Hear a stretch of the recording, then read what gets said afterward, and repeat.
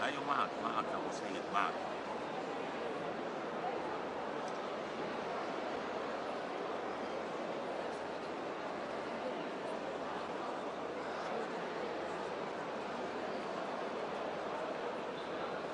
صعب والله، صعب، ما بخلونا نتحرك.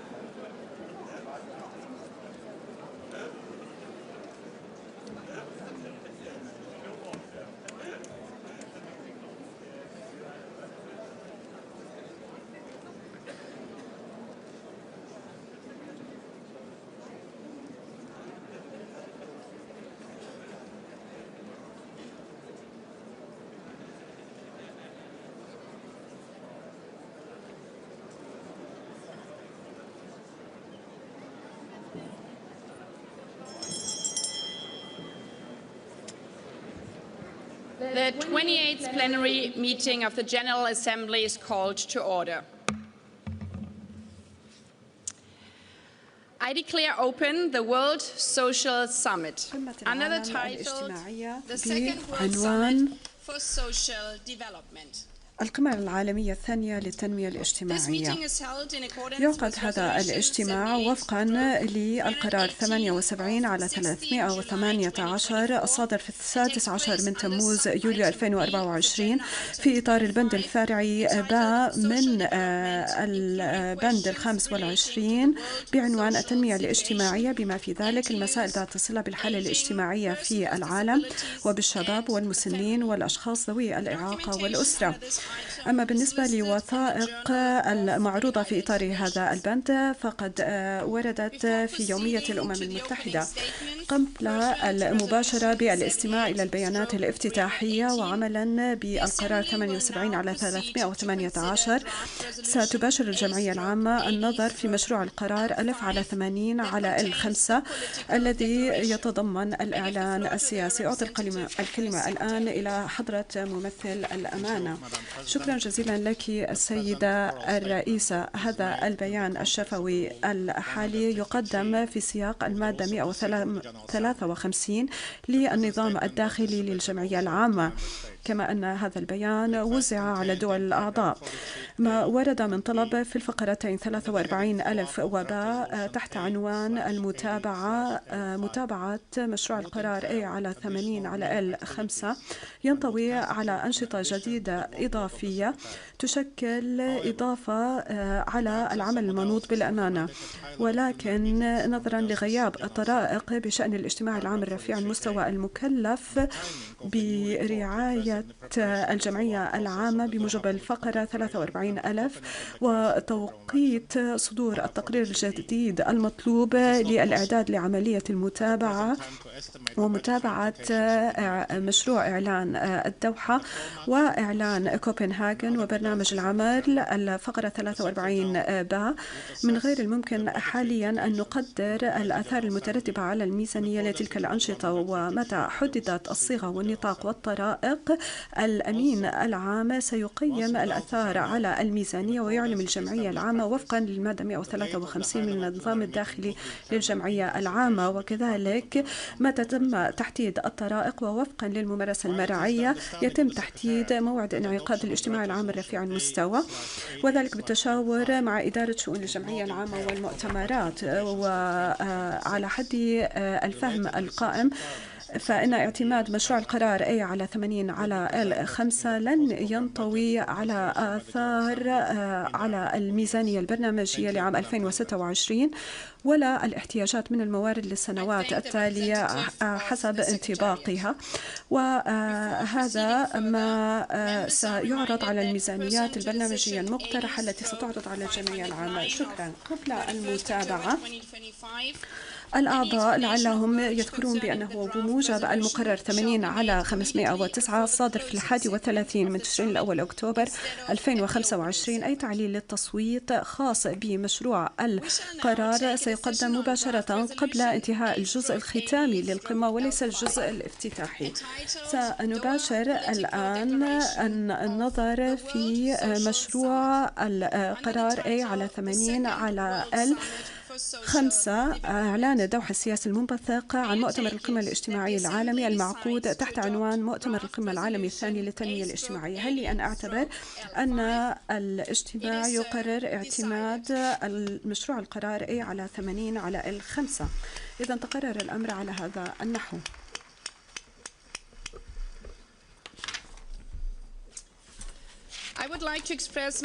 أعرب عن صادق الشكر إلى صاحبة المعالي السيدة سوفي دي شميت ممثلة دائمة بلجيكا لدى الأمم المتحدة، وصاحب السعادة السيد عمر هلالة مندوب دائم المغرب لدى الأمم المتحدة، وقد تمكنا باقتدار من تسيير مناقشات ومفاوضات معقدة تناولت الإعلان السياسي. وأعرب عن شكري كذلك إلى صاحب السعادة فيليب كريبيلا مندوب بلجيكا السابق لدى الأمم المتحدة على عمله المنجز في المراحل الابتدائية لهذه العملية، وأنا على يقين بأن الجمعية العامة ستنضم إلي في توجيه صادق الامتنان إليهم. والآن أتقدم بهذا البيان بصفتي رئيسة للجمعية العامة.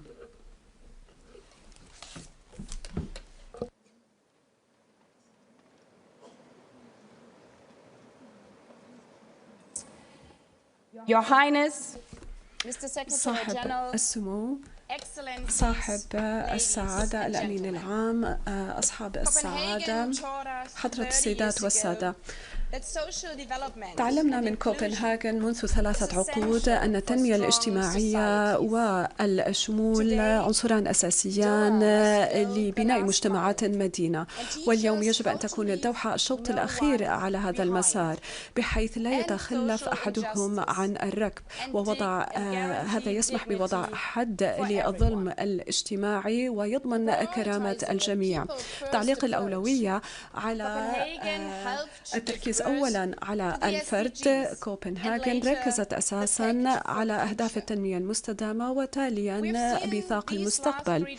في العقود ال3 المنصرمة شهدنا تلك القوة التي يمكن أن يسخرها المجتمع الدولي، حيث الأمم المتحدة عملت يداً واحدة للتغلب على الانشقاقات، حيث أن البطالة التي بلغت مليار نسمة في عام 1995 تراجعت إلى حد أدنى تاريخي في 2024 بلغ 5%، والفقر المدقع تراجع من ثلث سكان العالم منذ 3 عقود إلى ما لا يزيد عن 2 مليار شخص اليوم. والتجارة والتنمية شملت الجميع، ولكن منذ انعقاد كوبنهاغن شهدنا كذلك أن النمو الاقتصادي وحده لم يكن كافيا لانتشال الأفراد في كل الأقاليم من براثن الفقر، وهذا الفقر يتنامى دون حدود أو إشراف، لأن هذا يزيد من اتساع الهوة والاختلالات الهيكلية التي تشكل ركيزة هذا الوضع. لذلك كان هناك تمرين ممتاز ينفذ على مستوى المدارس يسلط الضوء على هذه التظلمات الهيكلية، حيث أننا في المدارس يطلب منا أن نقف عند خط البداية وأن نستعد للانطلاق. بالتأكيد المدرس سيقاطع ويطلب من التلاميذ أن يأخذوا خطوة إلى الوراء. أولئك الذين يتوجهون إلى أسرتهم جياعا، وأولئك الذين يعانون من البطالة، وأولئك الذين لا يملكون كتبا في مدارسهم، من هم؟ هن أساسا الفتيات، وفورما يتجلى أن حتى الأقوى في صفوفهن بالكاد لديه فرصة، لمجرد أن نقطة البداية ليست هي خط البداية لأسباب خارجة عن سيطرتهم ولظروف بكل بساطة وجدوا أنفسهم قد خلقوا في خضمها. هذا إنما شبيه بالسباق الذي أشرت إليه سابقا. كوبنهاغن دفعت بالملايين للتحرك نحو الأمام، ولكن للأسف أعداد كبيرة بقيت عالقة، بل بعضها تراجع إلى الوراء. 800 مليون شخص لا يزال يعاني من الفقر المدقع، وفي بعض البلدان نصف الفتيات لا يملك فرصة الالتحاق بالمدارس الابتدائية. مع تراجع البطالة إلى نسبة 5% عالميا، فإن هذا التباين العملاق والهائل إنما يبرز مثلا البطالة هي دون 1% في بعض البلدان، في حين أنها تبلغ 20% في بلدان أخرى. والشباب يبقى أكثر عرضة ب3 مرات للمعاناة من البطالة، وهذا يعني أن الفتاة يبلغ أجرها 78 سنت مقابل دولار واحد للرجل. هي حقائق لا يمكن أن نتجاهلها. يجب أن نحقق عالم منصف للجميع بغض النظر عن ظروف وملابسات الولادة، وإن كان بلدك يعاني من النزاعات والكوارث. أشير إلى 3 نقاط في إطار التحديات والفرص المشتركة ذات الصلة بالتنمية الاجتماعية. أولاً، يجب على وجه الاستعجال أن نعالج أهم عقبة تقف أمام تحقيقنا للتنمية الاجتماعية، وهي الأزمة المناخية. وهذا ما شهدناه مرارا وتكرارا. غداة كارثة مناخية فإن الخدمات الاجتماعية وإجمالي الناتج المحلي يتراجع على الفور. في الأسبوع الماضي عاصفة ميليسا اجتاحت الكاريبي وأودت بممتلكات الآلاف وتسببت بكوارث بلغت قيمتها $2 مليار سنوي، والبعض يقدر أن هذا يقارب 2.3 مليار، في حين أن هناك من يراعي كذلك الآثار التعاقبية لهذه الكوارث الطبيعية بما ينطوي على أثرها على المدارس والمستشفيات وسبل الارتساق، جميعها تضمحل في لحظات. شهدنا أن المجاعة والجوع والفقر تكون وليدة الكوارث الطبيعية. في توجهي إلى رحلات ميدانية وجدت نفسي في أراضٍ قاحلة كانت منذ عقود تستضيف حقول القطن، وها هي تحولت إلى بحار من الرمل، وهذا يعني أن الأمطار اختفت ومعها اختفت المحاصيل، وهذا لا يسري على مزرعة أو بلد، وإنما هي تجتاح وتمول حالة انعدام الأمن. وارتفاع درجات الحرارة تزيد من أسرعة الوقود عالميا، وإن تابعنا على هذا المنوال يقدر أنه إن ازدادت درجة حرارة الكوكب بما يزيد درجتين ما يقارب 200 مليون شخص إضافي قد يعاني من انعدام الأمن الغذائي، وهذا يتهدد كامل أجندة التنمية المستدامة، ليس فقط الهدف الثاني من أهداف التنمية المستدامة المتمثل بالقضاء على الجوع والفقر محركان للنزوح عندما تجبر الأسر على النزوح لعدم وجود الغذاء لها. وبالمقابل النزوح واسع النطاق يهدد دول الجوار ويتهدد الموارد ويختبر الحكومات ويحرك المزيد من الشعور بانعدام الأمن. وبهذا ندخل في حلقة مفرغة. انعدام الأمن المناخي يفضي إلى الجوع والفقر، وبدورها تؤدي إلى النزوح والزعزعة. بالرغم من ذلك هناك جانبها إيجابية. لا يزال في قدرتنا أن نحد من الانبعاثات وارتفاع درجة الحرارة دون الدرجتين. هناك وقت لا يزال في متناول اليد للقضاء على الجوع. نحن لا نقدم حسنة، إنما الأمر يتعلق بأمن ومصالح شخصية وذاتية لكل البلدان. وبهذا أنتقل إلى نقطتي التالية. هذه القمة العالمية الثانية للتنمية الاجتماعية إنما تذكرنا بأن بغية الإلمام بهذه المسائل متعددة الأبعاد لابد لنا من أن نعتمد حلول وأجندات متعددة الأبعاد ومترابطة فيما بينها. إن إعلان الدوحة إلى جانب أهداف التنمية المستدامة تستدعي وضع استراتيجيات شمولية، لأنك لا يمكنك أن تسوي مسألة الجوع بمعزل عن الصحة والانعدام المساواة، وتحديدا في مجال التعليم. العمل المناخي غير المرتبط بضمان العمل اللائق لا فرصة له. الأهداف 17 ليست منفصلة فيما بينها إنما هي مترابطة، حيث هدف يعجل من التقدم في هدف آخر. هذه ليست أجندات في صوامع، وإنما جميعها يؤكد على أن الأمن البشري هو ركيزة الأمن العالمي. وعليه.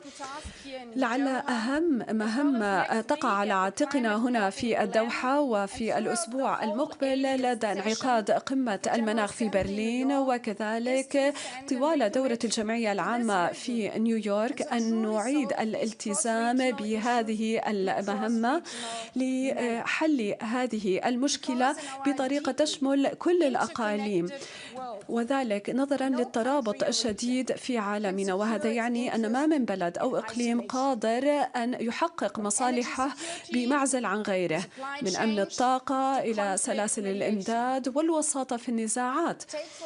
على سبيل المثال، الاعتداءات التي يشنها الحوثيون على سفن البضائع في البحر الأحمر وهي تؤثر على الشحن والموانئ وكذلك المصانع التي تتوقف عن العمل في أوروبا، وكذلك العدوان الروسي على أوكرانيا حيث السفن المعبأة بالقمح بقيت عالقة في البحر الأسود، وهذا تسبب بانعدام الأمن الغذائي حتى في هذا الإقليم إلى جانب أقاليم أخرى حول العالم.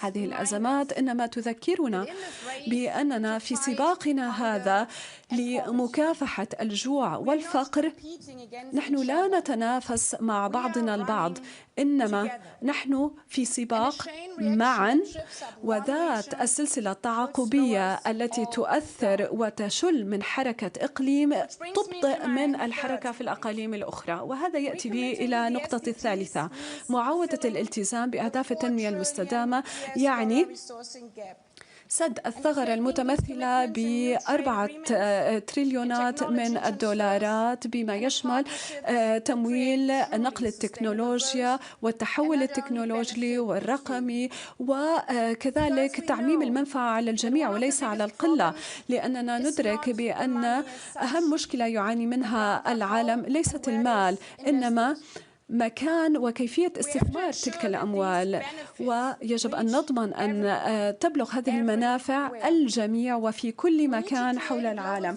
لابد من أن نضع هيكلية مالية عالمية موائمة لأغراض القرن ال21 وتسوية الأعباء الناشئة عن المديونية وتذليل القيود التي تخنق الابتكار كما ورد في التزام ستوفيليا، والشراكات بين القطاعين العام والخاص انبرعنا في صكها بإمكانها أن تفيد الأرواح وتساعد على خلق فرص العمل وتشييد المستشفيات ومد المدارس بالكهرباء. كذلك التكنولوجيات الجديدة تأتي مثقلة بوعود لإتاحة حلول جديدة تفيد القطاعين العام والخاص، وفي ذات الوقت هذا يسري كذلك على واقع ضمان أن الابتكارات الجديدة لا تكرر حالات الانحياز المعهودة في الماضي. وأكتفي بمثال واحد، عندما أطلقت آبل البطاقة الائتمانية في 2019 خوارزمياتها وبشكل ممنهج أعطت حدود أعلى ائتمانية للرجال مقابل النساء. لم يكن في ذلك خطأ تكنولوجي، نماذج الذكاء الاصطناعي التي تتعلم من المجتمعات تعلمت هذا التمييز ضد المرأة المتجذر في مجتمعاتنا وزاد من التمييز ضد المرأة، ولكن الأدلة واضحة وجلية.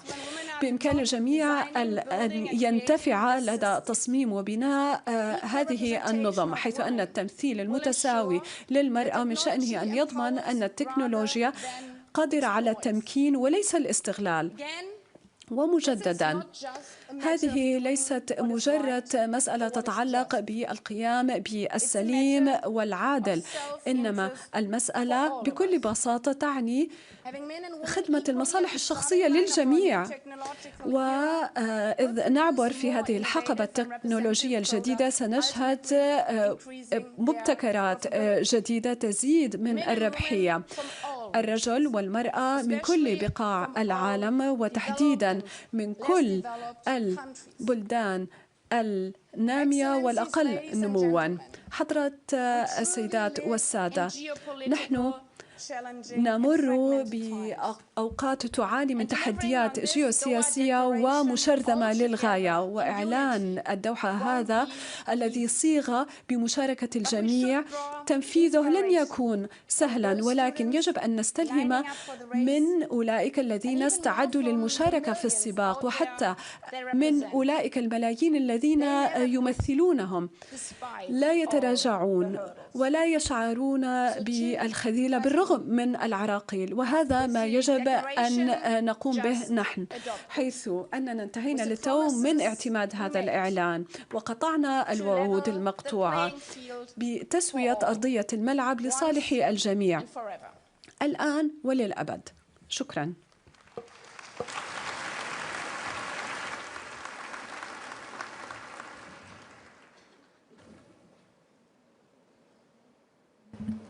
I give the floor to His Excellency Antonio Guterres, Secretary General of the United Nations.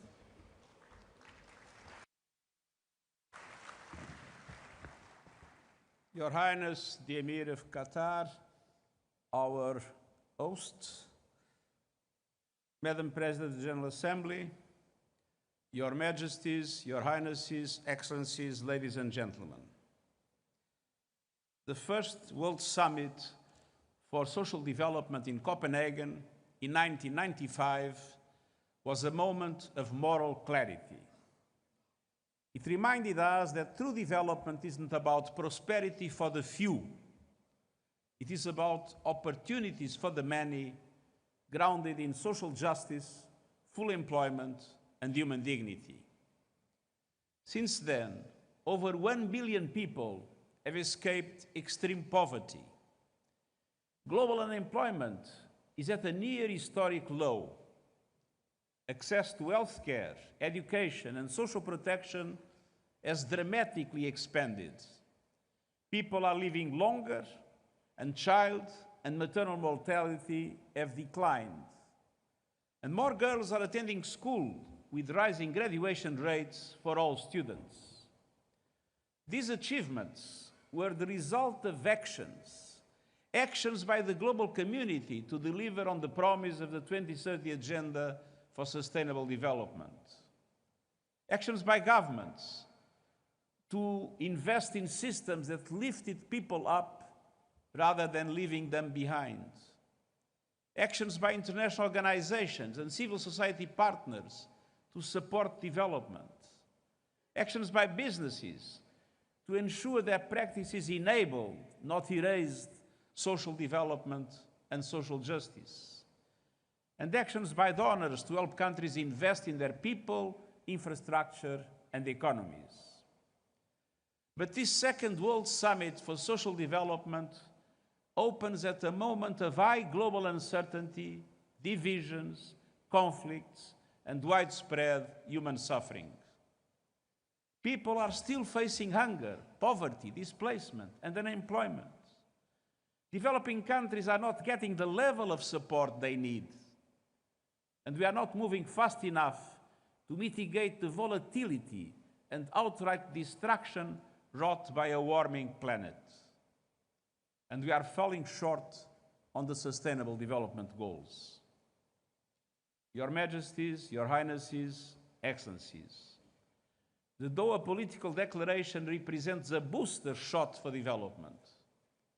At its heart, the declaration is a people's plan.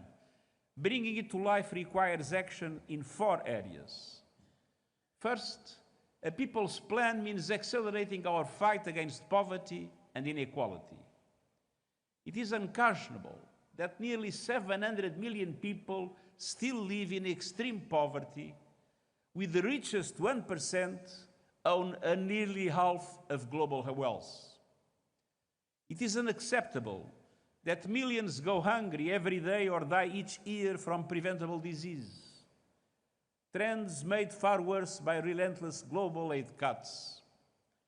And it is intolerable that almost 4 billion people lack access to any form of social protection at all. Fighting poverty requires targeted, country-led investments and strategies in all the systems that people need. food systems that can reach all people with affordable, nutritious, sustainably produced food. Universally accessible health systems that can deliver care and medicine to every person, no matter where they live or how much they earn. Water and sanitation systems that deliver clean water to all. Adequate, affordable housing. Energy systems that are clean, reliable, and accessible to all, powering development and jobs.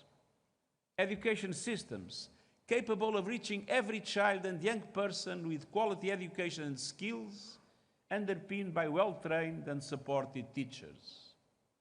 Universal social protection systems that can support people when they need it, and reliable, robust, and disaggregated data to track out progress. And progress also depends on investing in the future of our planet. Governments must arrive at the upcoming COP30 meeting in Brazil with concrete plans to slash their own emissions over the next decade, while also delivering climate justice to those on the front lines of a crisis they did little to cause. Just look at Jamaica. The clean energy revolution means it is possible to cut emissions while growing economies. But developing countries still lack the finance and technologies needed to support their transitions. In Brazil, countries must agree on a credible plan to mobilize $1.6 trillion annually in climate finance by 2035 for developing countries. And developed countries must honor their commitments to double finance for adaptation to at least $40 billion this year. And the Loss and Damage Fund needs to be capitalized with significant contributions. Second, a people's plan requires a laser focus on job creation and employment.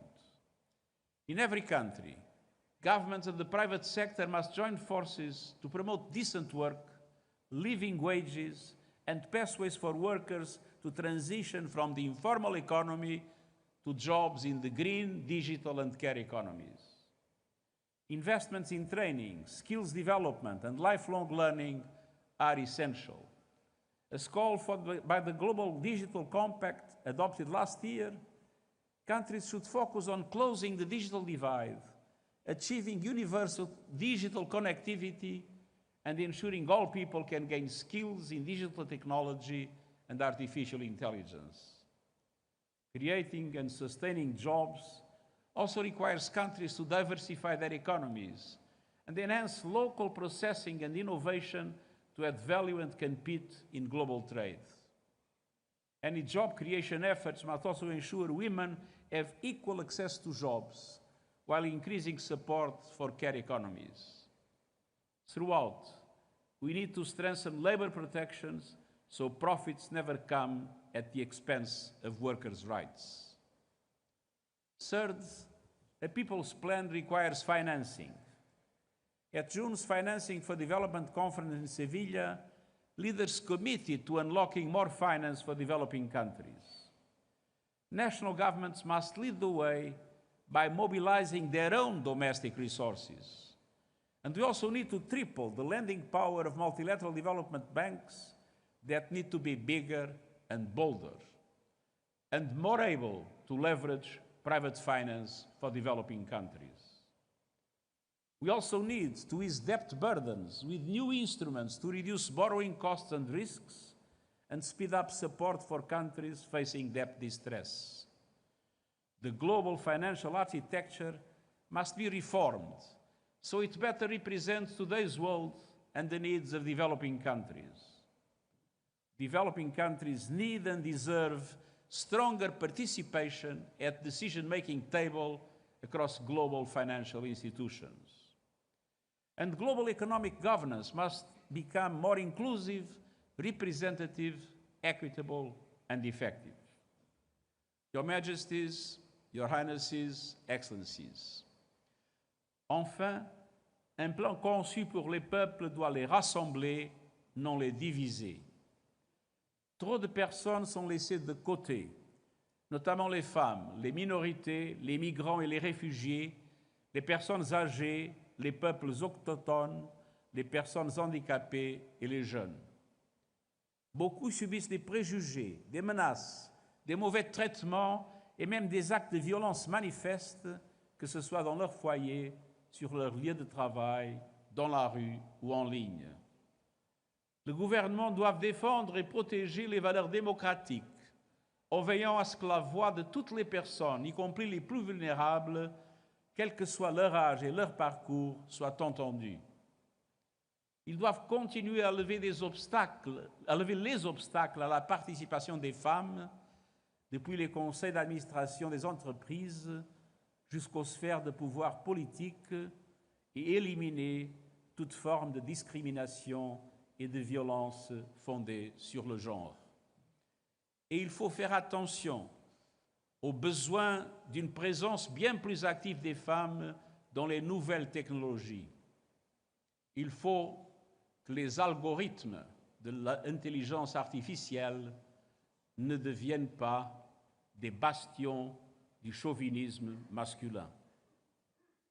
En tout temps et en tout lieu, les droits humains, en tout temps et en tout lieu, les droits humains. Je crois qu'il y a un problème avec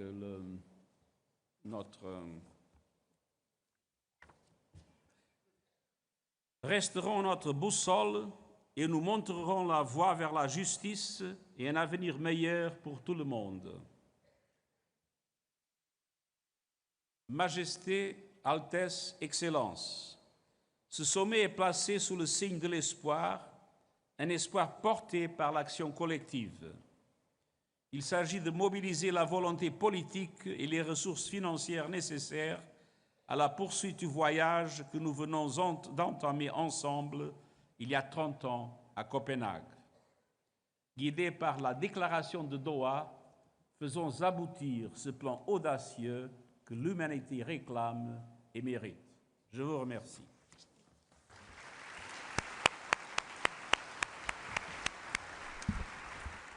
I thank the Secretary General. I invite His Highness Sheikh Tamim bin Hamad Al Thani, Emir of the State of Qatar, in his capacity as host country, to address the Assembly.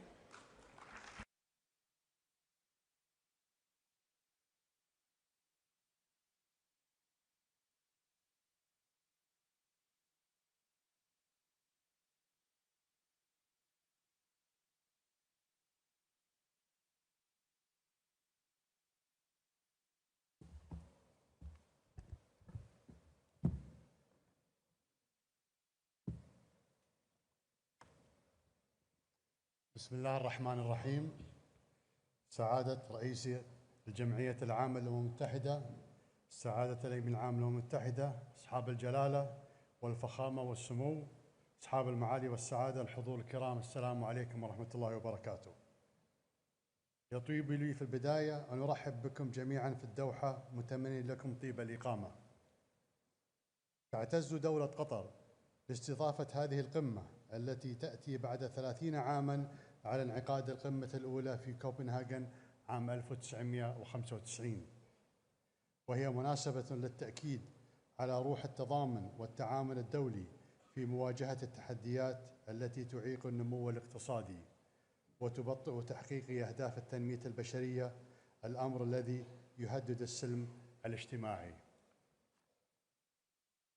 تنطلق استضافتنا لهذه القمة من إيماننا الراسخ بأهمية العمل الجماعي في قضايا يفترض أن لا تكون خلافية لمواجهة التحديات العالمية المشتركة، وحرصنا على تعزيز التنمية الاجتماعية ودعم الجهود الدولية الرامية إلى القضاء على الفقر وزيادة فرص العمل وتعزيز كل ما يضمن كرامة الإنسان وتحقيق الإدماج الاجتماعي، وصولاً إلى مستقبل أكثر ازدهاراً وعدلاً للجميع. وفي هذه المناسبة نثمن الجهود الحثيثة للسيد أنطونيو غوتيريش الأمين العام للأمم المتحدة، والتي تجسد اهتمامه المعهود بتطوير عمل منظمة الأمم المتحدة، والشكر موصولاً لإدارة الشؤون الاقتصادية والاجتماعية بالأمم المتحدة على ما بذلته من تنسيق وتحضير لهذه القمة. الحضور الكرام، ليست التنمية الاجتماعية خياراً، بل هي ضرورة وجودية. وبينما نحتفل هذا العام بالذكرى السنوية 80 لتأسيس منظومة الأمم المتحدة، تتيح لنا هذه القمة فرصة لتجديد الالتزام بميثاقها وبالتعاون متعدد الأطراف ضمن مؤسساتها، ومضاعفة جهودنا لترسيخ قيمة التنمية الاجتماعية كشرط أساسي لتحقيق الأمن والازدهار والاستقرار للجميع. على الصعيد الوطني، أولت دولة قطر أهمية خاصة للتنمية الاجتماعية، وحققت تقدماً واضحاً وفقاً للمؤشرات الصادرة من المؤسسات الدولية المعنية. وتواصل الدولة العمل الدؤوب في هذا الشأن عبر تعزيز التنمية البشرية وتحسين جودة الحياة والرفاه والازدهار، وتطوير جودة التعليم والتمكين الاقتصادي والرعاية الصحية والأسرية والحماية الاجتماعية. وقد أطلقت الدولة عبر وزارة التنمية الاجتماعية والأسرة مؤخراً استراتيجيتها 2025-2030 تحت شعار من الرعاية إلى التمكين. ومن أهم ركائزها بناء مجتمع متماسك قائم على العدالة وتكافؤ الفرص والتمكين الإنساني، وبما يتوافق مع استراتيجيات الدولة ورؤيتها الوطنية 2030. أما على الصعيد الدولي، فنحن ندرك أن التحديات تواجه تحقيق التنمية الاجتماعية كالفقر والبطالة والتفاوت الاجتماعي تتطلب منا جميعاً تعاوناً متضامناً فعالاً. وتعتز دولة قطر بالشراكة الاستراتيجية الوثيقة مع منظمة الأمم المتحدة، حيث لم تتوانى يوماً عن تنفيذ تعهداتها، وتعد في مقدمة الدول الداعمة لها في مجالات مختلفة. وستظل دولة قطر شريكاً فاعلاً في المجتمع الدولي وداعماً لجهود التنمية الاجتماعية من خلال ما تقدمه من مساعدات ومساهمات للعديد من الدول والمجتمعات من خلال صندوق قطر للتنمية وقطر الخيرية وغيرهما. الحضور الكرام، إن الحد الأدنى المطلوب لتبيين الجدية في التعامل مع التحديات المشتركة التي تواجهها البشرية جمعاء، مثل قضايا البيئة والمناخ والفقر واللجوء وحقوق الإنسان، هو الالتزام بالتعهدات. وفي حالة التنمية الاجتماعية يتطلب الأمر ترجمة الالتزامات التي تعهدت بها الدول في إعلان كوبنهاجن إلى واقع ملموس، وذلك من خلال معالجة الثغرات في تنفيذ تلك الالتزامات، ومنح الأولوية للحلول المبتكرة والشراكات الفعالة والمثابرة في تنفيذ خطة التنمية المستدامة لعام 2030. ويعد إعلان الدوحة الذي تم اعتماده في هذه القمة ثمرة عمل جاد ودؤوب ومشاورات مكثفة انعقدت في نيويورك، ويشكل وثيقة طموحة لتحقيق التنمية الاجتماعية المنشودة. ونثمن هنا الجهود القيمة لمندوبي المغرب وبلجيكا لدى الأمم المتحدة لما قام به من جهد صادق في قيادة وتيسير المفاوضات الحكومية الدولية.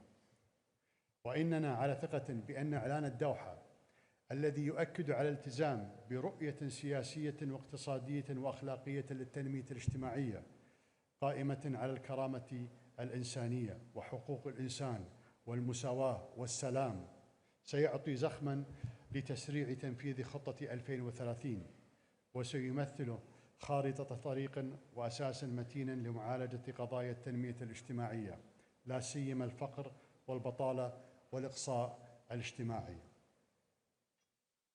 ولا يمكن تحقيق التنمية الاجتماعية في المجتمعات من دون السلام والاستقرار. ونحن نؤمن بأن السلام الدائم خلافاً للتسويات المؤقتة هو السلام العادل. ولا يخفى عليكم أن الشعب الفلسطيني الشقيق يحتاج إلى كل دعم ممكن من أجل معالجة الآثار الكارثية التي خلفها العدوان الإسرائيلي الغاشم، والتصدي لعملية بناء نظام فصل عنصري في فلسطين. نحن ندعو المجتمع الدولي إلى مضاعفة الجهود وتقديم الدعم للشعب الفلسطيني لإعادة الإعمار وتأمين الاحتياجات الأساسية لهذا الشعب الصامد حتى تحقيق العدالة وممارسة حقوقه المشروعة على أرضه ووطنه. وفي سياق مسألة السلام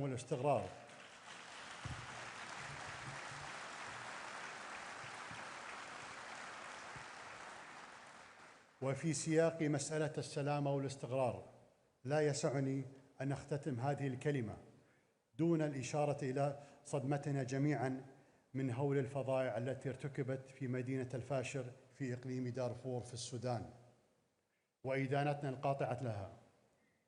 وهل كنا بحاجة إلى دليل آخر لندرك أن تجاهل العبث بأمن الدول وسيادتها واستقرارها وسهولة إدارة الظهر للحروب الأهلية وفظائعها لا بد أن يقود إلى مثل هذه الصدمات؟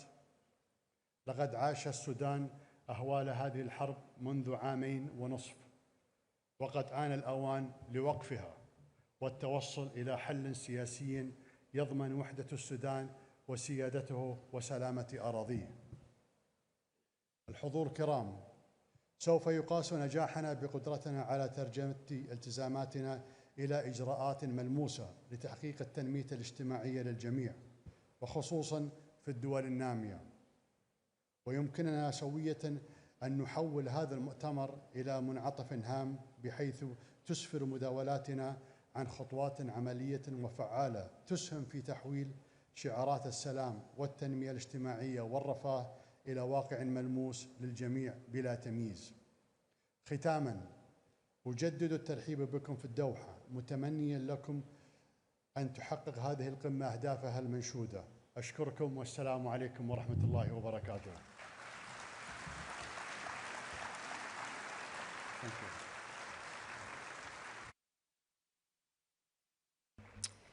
I thank the Emir of the State of Qatar for his speech and for hosting this summit. I give the floor to His Excellency Lok Bahadur Tapar, President of the Economic and Social Council.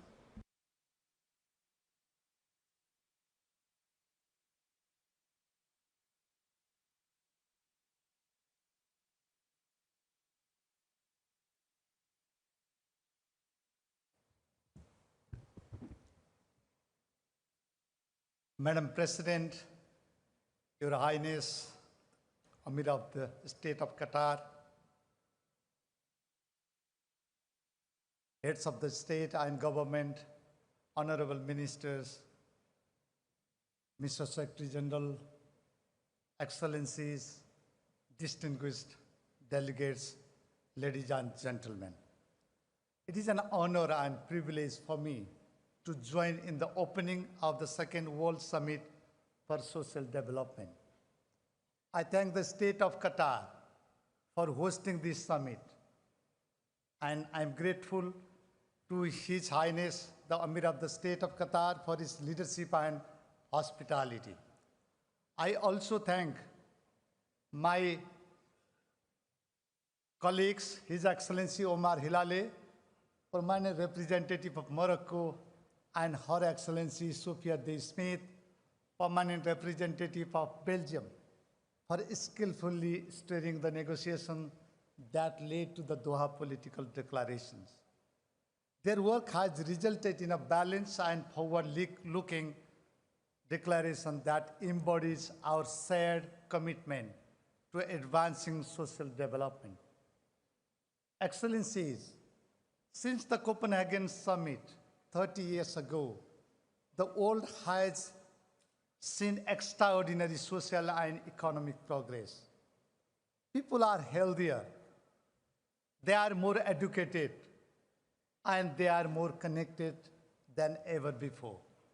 Yet, we are still far from reaching the SDGs. Only 35% of the SDG target are on the track, and governments are grappling with diminishing opportunities for meaningful employment, widening inequalities, and growing insecurities. On this, the Doha Declaration is a milestone. It underscores the urgency of strengthening the social dimension of social development. And it calls for actions on three interrelated priorities: ending poverty, ensuring full and productive employment and decent work for all, and promoting social inclusion. Excellencies, over 800 million people still live in extreme poverty. In addition, billions live very close to the poverty line. Even a minor shock, a sudden illness, an unexpected expense, the loss of a job, or a climate-induced disasters can send them into poverty. Informal employment continues to affect over 80% of workers in Africa and 70% of workers in Asia. Income and wealth are increasingly concentrated at the top. Today, the world's richest 1% of the populations own more wealth than 95% of humanity combined. Nearly 2 billion people globally remain uncovered or inadequately protected by social protections, living without the safety nets that cushion shocks, preserve dignity, and enable resilience in the face of crisis. And societies are increasingly divided and polarized. Confidence and trust in institutions seem to be eroding. Distrust fueled by misinformation and disinformation fractures social cohesion and undermines our ability to achieve the Sustainable Development Goals. Addressing these myriad issues lies at the heart of the mandate of the Economic and Social Council. Excellencies, the 80th anniversary of the Council is an opportunity to renew our joint commitment to its enduring values: cooperation among nations, inclusive development, and the dignity of every person. Those principles have guided the Economic and Social Council since 1945. They continue to define our work today. The 5-year review process agreed in the Doha declarations provides an important opportunity to measure progress and renew momentum. The General Assembly will lead that effort, and the ECOSOC system will support it by bringing together governments, UN systems, stakeholders to translate shared commitments into actions. The role of the Commissions for Social Development will be pivotal in this regard. We should spare no effort in strengthening it. ECOSOC forums and segments provide important opportunities to connect global policy with actions on the ground. Excellencies, under Nepal's presidency, ECOSOC is advancing global cooperation on food systems, financing for development, climate resilience, and digital inclusion and youth entrepreneurship, issues that underpin poverty, education, decent work, and social inclusion. Our policy guidance support implementations at the local, national, and regional levels, strengthening the government's efforts. The UN system's analytical and evidence-based support runs throughout the Council's work, and providing space for the diverse voices of stakeholders, including youth, women, and persons with disabilities. We ensure that our deliberations are rooted in the realities on the ground. These strengths will be fully mobilized to advance the commitments we make here in Doha. ECOSOC will continue to work with member states the UN systems and partners to ensure that the Doha declarations translates into tangible progress in people's lives. Let us carry forward the spirit of Doha with unity of purpose and shared determination to build societies rooted in dignity, opportunity, and inclusion for all. I thank you.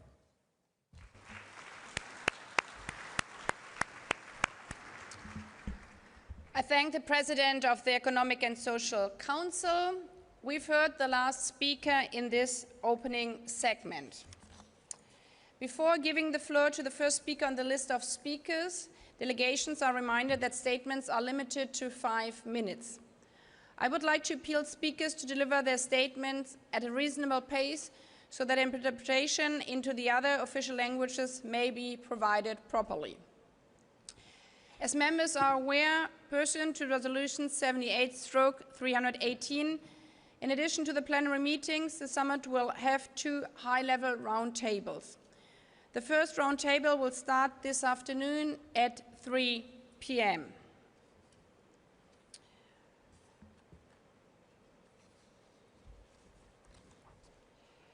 I invite, now my microphone is not, I invite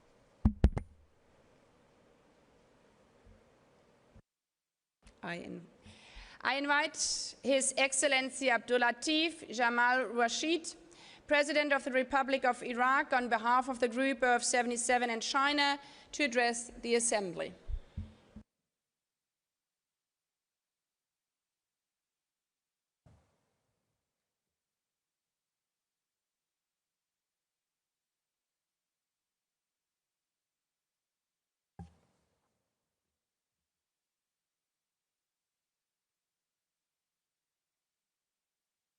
Your Excellencies, distinguished delegations, ladies and gentlemen, it's an honor to deliver this statement on behalf of Group 77 and China.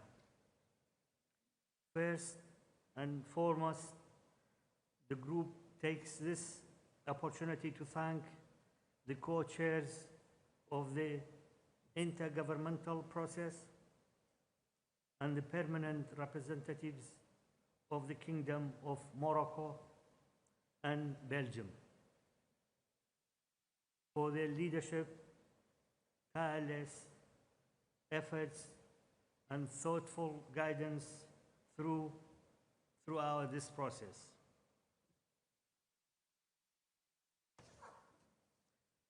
The group also conveys its sincere appreciations to the State of Qatar, its leadership, and people of the generosity, warm hospitality, and excellent arrangement that have enriched our deliberation at this historic summit. We gather today in Doha with great hope that this meeting will inspire concrete progress in advancing the welfare and dignity of all people. As we approach 2030, the international community stands at a pivotal moment, one that calls for resolve to translate our commitments to tangible outcome in the lives of, of all our nations. Though our path and achievements may differ, our shared aspiration for more just and secure world unite us. Let us this summit be a step towards a deeper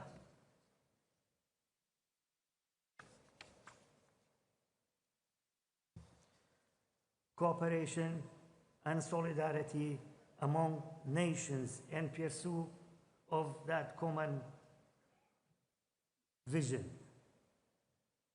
Against this background,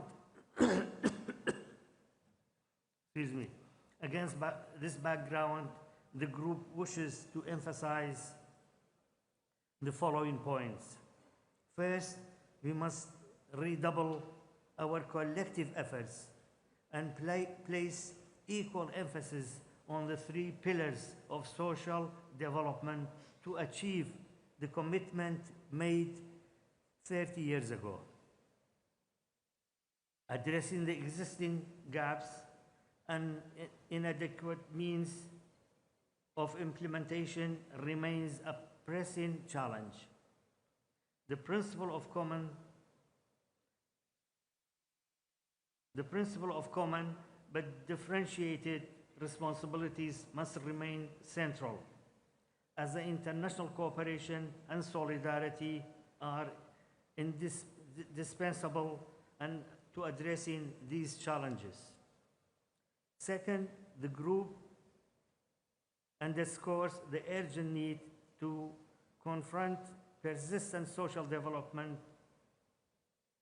challenges by reducing uncertainty, inequality, and insecurity, while upholding human dignity, human rights, and fundamental freedom for all. Third, the group welcomes the measures undertaken by member states to promote equal opportunity, inclusion, and social justice, and reaffirm its full commitment to ensuring that all individuals are empowered to participate fully in social, economic, and political life. Fourth, the group welcomes the inclusion of racism as a cross-cutting issue in the outcome text, highlighting the need to step up our efforts to fight against all forms of racism,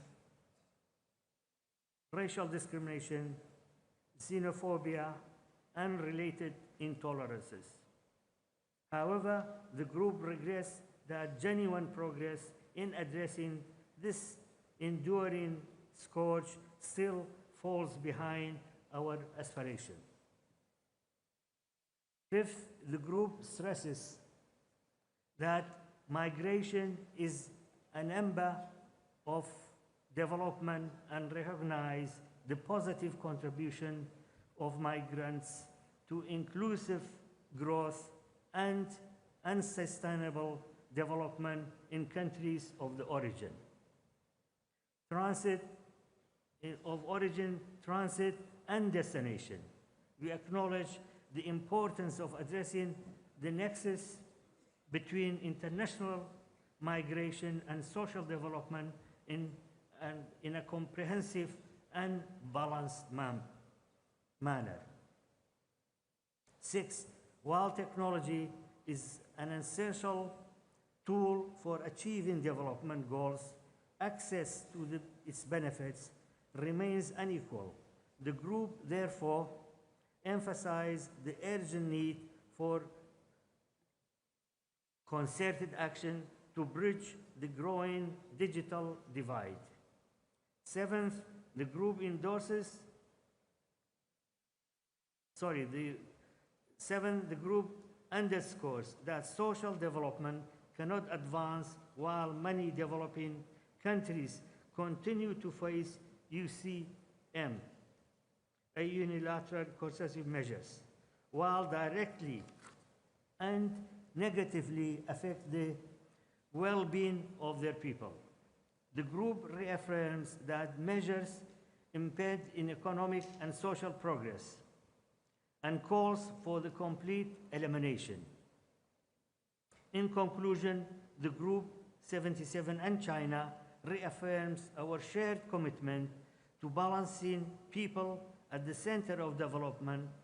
Let Doha mark a renewed resolve to act with unity, compassion, and determination so that the promises we make today become a living reality for all.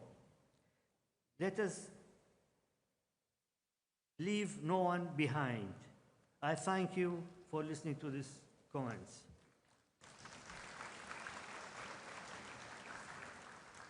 I have the second speaker on behalf of Iraq. Bismillah ar-Rahman ar-Rahim. If you allow me, I'll deliver my speech on behalf of Iraq in Arabic.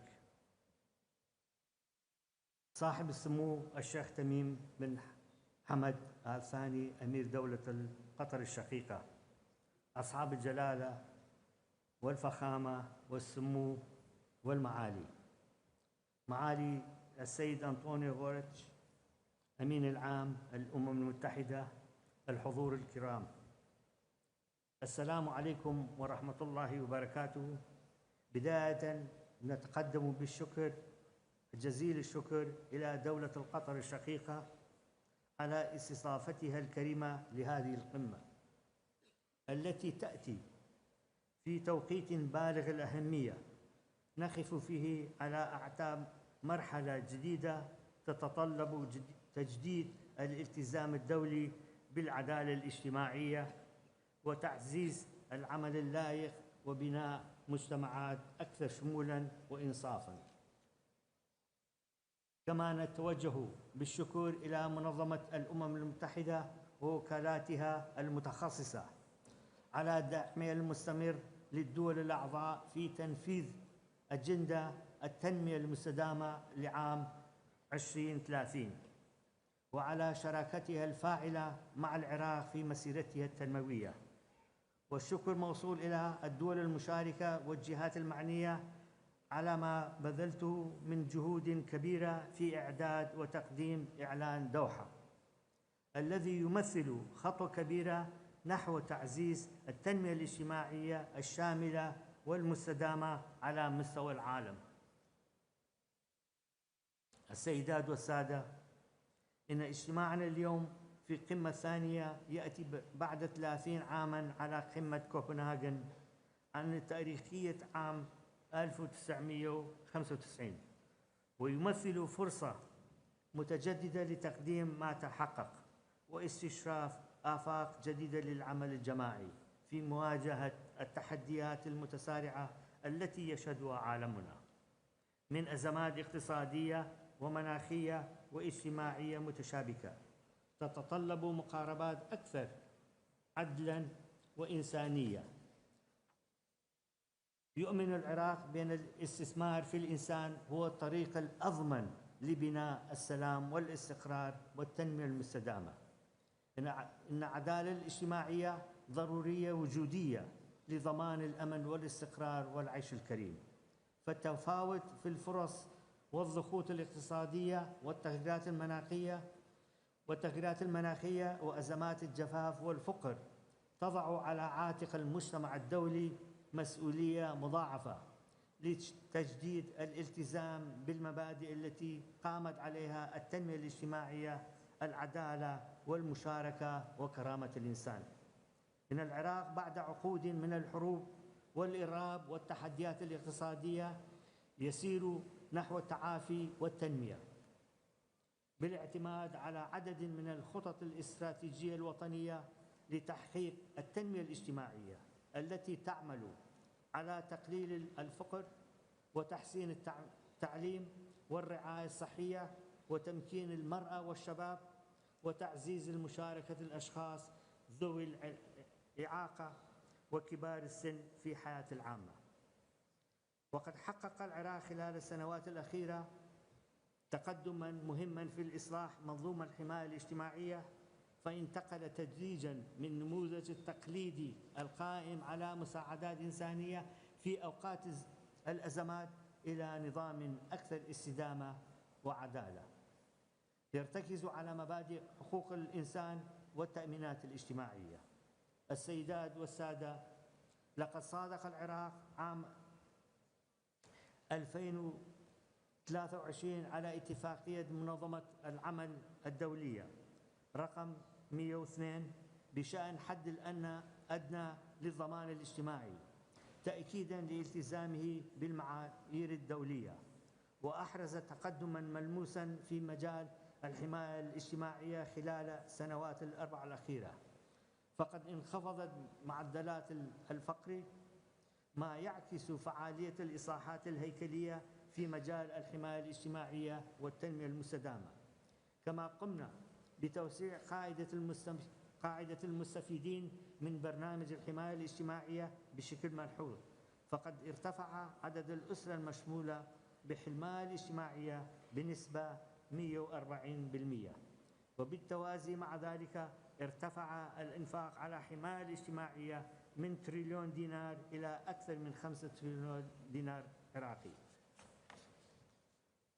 وفي إطار الانتقال من الإعانة إلى الإنتاج، تم إطلاق برنامج تمكين الاقتصاد طموحاً استفاد منها عشرات الآلاف من الأشخاص مع صرف مبالغ لدعم المشاريع الصغيرة والمتوسطة. وقد أسهمت هذه البرنامج في انخفاض معدلات البطالة، كما استفادت آلاف النساء من برنامج تمكين المرأة الاقتصادي. إن التنمية الاجتماعية مسؤولية جماعية تشمل القطاع الخاص والمجتمع المدني والشباب، سيما بعد الدخول العراق الهيئة الديمغرافية سنة 2024، حيث تجاوزت نسبة الفئة العمرية بين 15 عاماً و 64 عاماً نسبة 60% من مجموع السكان. من هنا سعى العراق إلى شركات وطنية وإقليمية ودولية لتعزيز فرص العمل وتطوير المهارات وتحفيز ريادة الأعمال، خاصة بين الشباب والنساء، باعتبارهم الثروة الحقيقية لمستقبل بلادنا. يولي العراق أهمية خاصة لقضية التغيير المناخي وتأثيره المباشر على التنمية الاجتماعية، فالعراق يعاني من تحديات بيئية حادة منها شحة المياه والتصحر، وقد أطلقنا مبادرة العراق الأخضر التي تهدف إلى مواجهة هذه التحديات من خلال مشاريع التشجير والطاقة النظيفة. وفي إطار رؤيتنا المناخية بين 2024 إلى 2030 نعمل على زيادة إنتاج الطاقة المتجددة وتركيب منظومات الطاقة الشمسية في مئات من المباني الحكومية، فضلاً عن التوجه المتزايد للقطاع الخاص للمواطنين لاعتماد الطاقة المتجددة، والاهتمام بالزراعة لتحسين جودة الهواء وتكييف مع التغيير المناخي. وفي مجال الأمن الغذائي اعتمدنا استراتيجية متكاملة تركيز على تطوير البنية التحتية الزراعية وتحسين جودة وتنوع الأغذية، سعيا نحو تحقيق الاكتفاء الذاتي من المحاصيل الاستراتيجية. نعمل على ربط الحماية الاجتماعية بقطاع الزراعة من خلال دعم المشاريع الزراعية الصغيرة والمتوسطة وتمويل المزارعين بقروض مسيرة من أجل تحديث منظومات الري وتطوير البيئة التحتية الزراعية في الأرياف. نؤمن بأن التنمية الاجتماعية لا تحقق بمعزل عن التنمية الاقتصادية والسياسية والثقافية، لذا فإننا نعمل على تعزيز حكم الرشيد وتعزيز المشاركة الديمقراطية ومحاربة الفساد، باعتبارها أسساً ضرورياً لأي مجتمع يسعى إلى تحقيق الرفاه والعدالة. وقد أحرزنا تقدماً مهماً في مجال الحوكمة والشفافية من خلال تطبيق برنامج التحول الرقمي، وأطلقنا السجل الوطني الموحد للحماية الاجتماعية لتوحيد قواعد البيانات وتحسين دقة الاستهداف والقضاء على حالات التكرار وتزوير لضمان وصول دعم للمستحقين فقط. نعمل على تعزيز التعاون مع بلدان الجنوب وتبادل الخبرات الناجحة في مجالات التعليم والصحة والحماية الاجتماعية بما ينسجم مع مبادئ ميثاق الأمم المتحدة. وفي هذا السياق نشير إلى أن العراق اعتمد خطة وطنية للتنمية بين 2024 إلى 2028 واستراتيجية تخفيف من الفقر والرؤية العراق للتنمية المستدامة 2030 ورؤية العراق إلى 2050. كما تم إقرار سياسة التشغيل الوطنية لضمان فرص العمل الكريمة والآمنة للجميع. إن التحديات التي تواجه التنمية الاجتماعية عميقة وتتطلب جهودا مستمرا، فالنزوح والهجرة والأزمات الإنسانية والتغيير المناخي تتطلب جميعا استجابة شاملة ومتكاملة. وقد أنشأ صناديق الإعمار متخصصة لمعالجة هذه التحديات لدعم التنمية في المحافظات. ختاما، إن تحقيق العدالة الاجتماعية ومحاربة الفقر والفساد والقضاء على ظواهر الشاذة في المجتمعات كالفساد والمخدرات وتجارة غير شرعية وغير ذلك من السلبيات ستسهم بشكل مباشر وفعال في محاربة الفقر وترفع مستوى المعيشي لمواطنينا في بلداننا كافة. نؤكد الوقوف العراق إلى جانب المجتمع الدولي في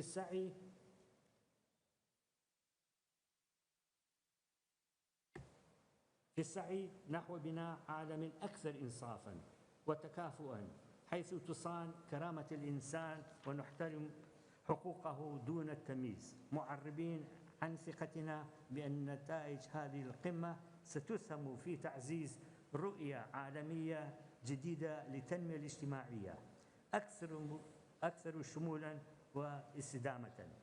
ونجدد شكرنا إلى دولة القطر الشقيقة على حسن الاستضافة، وللأمم المتحدة على جهودها المتواصل، والمجتمع الدولي على التعاون المستمر، آملين أن تعود نتائج هذا الحدث المهم بالفائدة على شعوبنا جميعا. والسلام عليكم ورحمة الله وبركاته.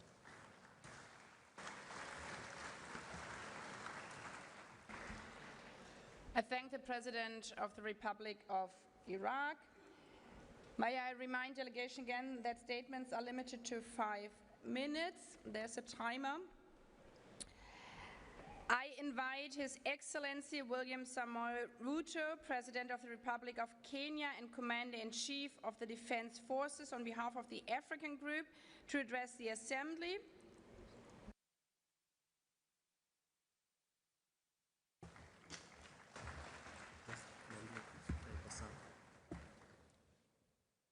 Madam President, Excellencies, Heads of State and Government, distinguished delegates, ladies and gentlemen, on behalf of the African Group, I extend warm appreciation to you, Madam President, and to the State of Qatar for hosting this historic summit, a moment to renew our shared promise 30 years after Copenhagen to place people at the heart of development. We associate ourselves fully with the statement delivered by the delegation of Iraq on behalf of the Group of 77 and China. Excellencies, 3 decades after the first World Summit on Social Development, the world can point to real progress in reducing poverty, improving food security, expanding education, health, and social protection. Yet, persistent and widening inequality within and among nations continue to erode these gains. Global systems of trade, finance, and technology remain unequal and exclusionary. Poverty, unemployment, and social exclusion have been and remain the defining challenges of our time. Confronting them is not charity, it is justice for humanity. Across many sub-Saharan and sub-regions in Africa and Western Asia, hunger is rising, growth is slowing down, and vulnerability is deepening. Health and education systems are under strain, and energy deficits hold back opportunity. Beyond income, inclusion depends on access to essential services that empower individuals and protect dignity. Universal access to affordable and quality health care is not a luxury. It is a right for every human being. Housing insecurity manifesting through homelessness, overcrowding, and substandard shelter, continue to breed inequality. As housing costs outpace wages, affordable housing must become a cornerstone of social development. Informal and precarious employment remains yet another of the gravest obstacles to stability and growth, particularly in low and middle income countries where millions live close to the poverty line. Ladies and gentlemen, the digital divide is emerging as one of the greatest barriers of our time. Access to affordable connectivity, access to devices, and digital skills must become universal. Education must include every learner, empower every teacher, and reach every community, including persons with disability. As Africa, we believe that transforming informal sectors, enhancing productive capacity, and expanding access to global markets requires stronger international cooperation in line with the Addis Ababa Action Agenda and the right to development. We therefore call for comprehensive reform of the international financial architecture to make it fair, transparent, and responsive to the needs of developing nations and its people. We urge decisive action on debt distress and progress towards United Nations Framework Convention on international tax cooperation. We also underscore our call for a UN Convention in sovereign debt.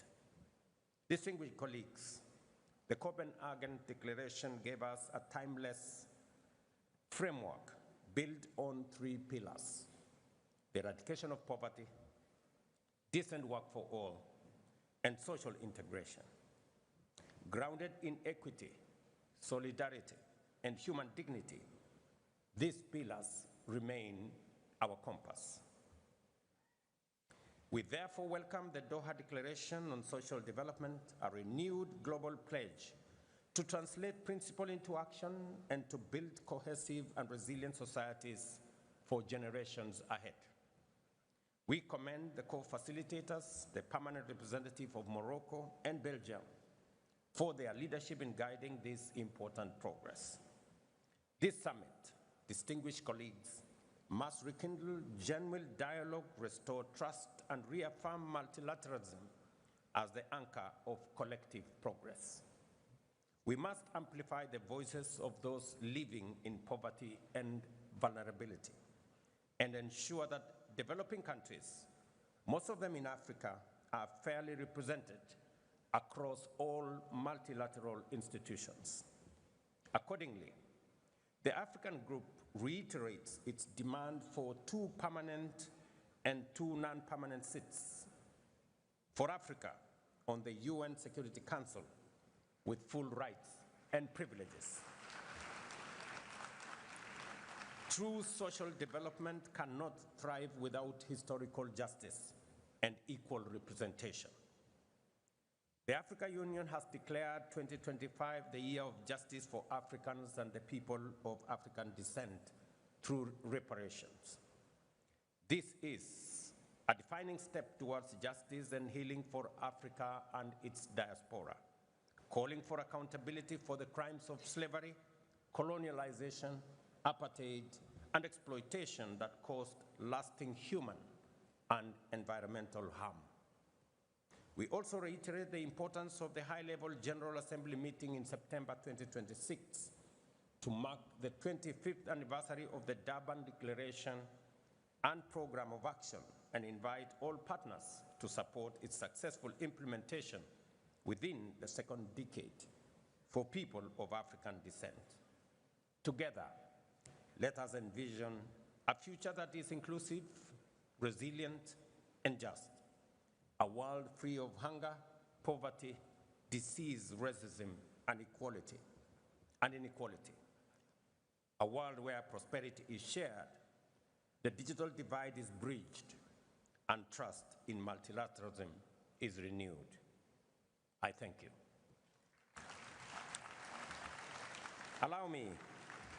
Madam President, having just addressed this assembly on behalf of the African Group, I now have the honor, with your kind indulgence, to deliver Kenya's national statement. In the years since Copenhagen, the world has made tremendous advances in science, technology, and innovation, transforming lives and transforming economies. Yet amid this progress, poverty, inequality, unemployment, and social exclusion persist, and in far too many places, they have deepened. In Kenya, through our bottom-up economic transformation agenda, we have charted a deliberate roadmap to confront these challenges head-on, and I am proud to share a few of its key highlights. We recognize that education is the most powerful equalizer in society. That is why Kenya has fully transitioned to the competence-based education and training system that emphasizes practical skills, innovation, and lifelong learning. Equally, to make higher education equitable, we introduced a student-centered funding model that guarantees access to quality education for every learner, regardless of their social or economic background. In 3 years, we have hired 76,000 new teachers, a number that will reach 100,000 by January 2026, improving the teacher-to-learner ratio from 1 to 45 to 1 to 29, putting us on course to meet UNESCO's 1 to 25 benchmark by 2027. We have also rapidly expanded technical and vocational training institutions across the country, ensuring that learners gain market-ready skills aligned with the needs of industry and entrepreneurship.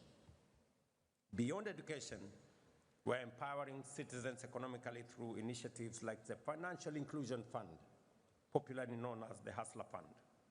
To date, the fund has disbursed Kenya shillings 80 billion, an equivalent of US $615 million, to 26 million Kenyans. It now accounts for more than 9.5 million repeat borrowers, including 5 million individuals who have successfully restored their creditworthiness through consistent repayment, enabling them not only to re-enter the formal credit market, but also access higher borrowing limits and better financial terms.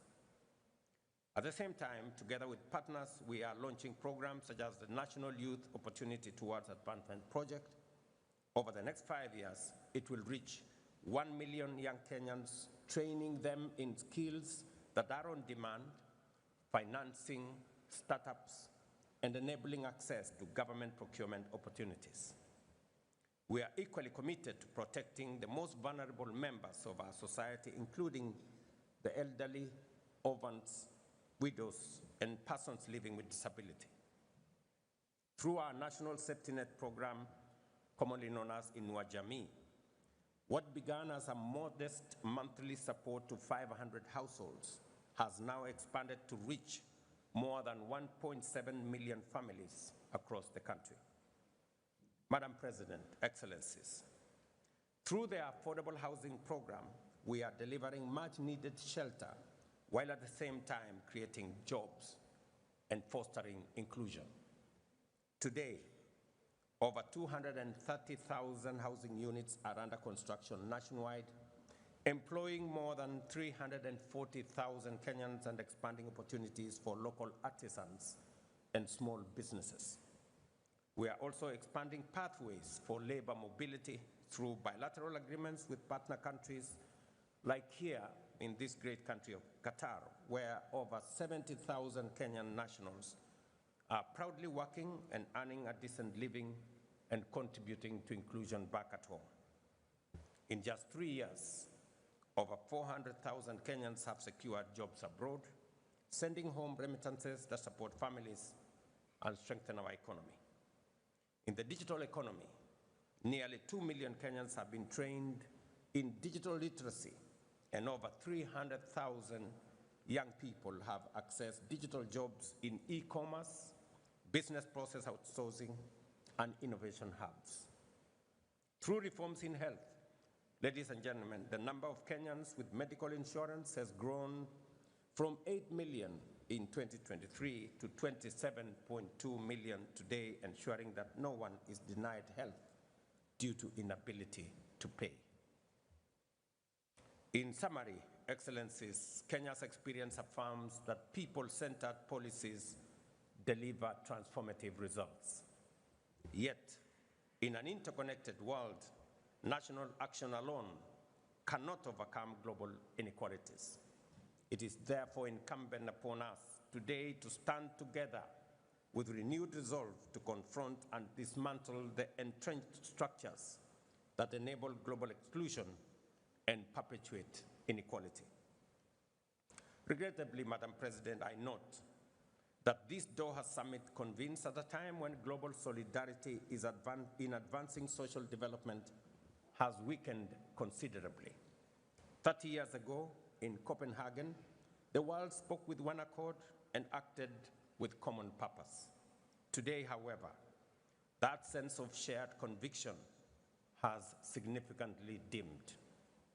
Faced with new and complex crises, from climate shocks and conflict to unequal trade and debt distress, nations are too often divided by competing interests, inward-looking nationalism, and short-term calculations.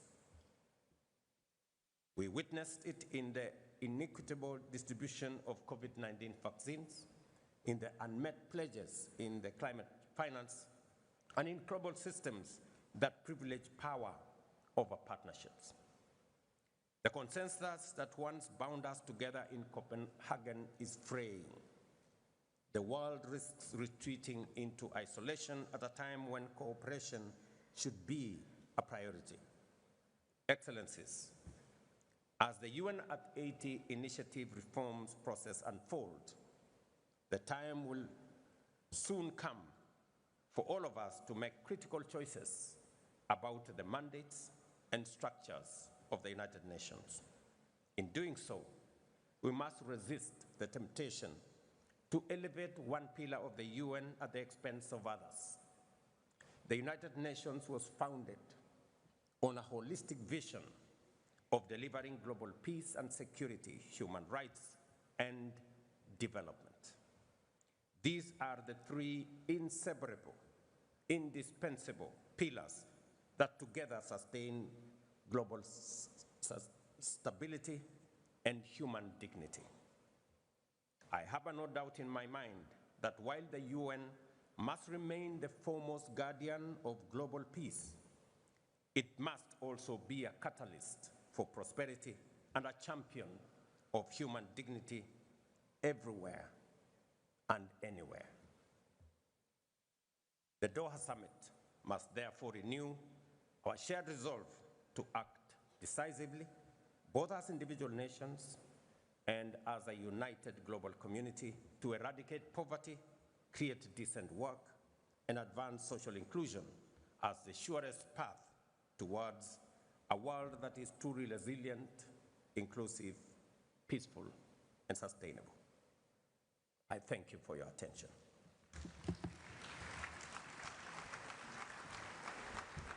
I thank the President of the Republic of Kenya and Commander-in-Chief of the Defense Forces.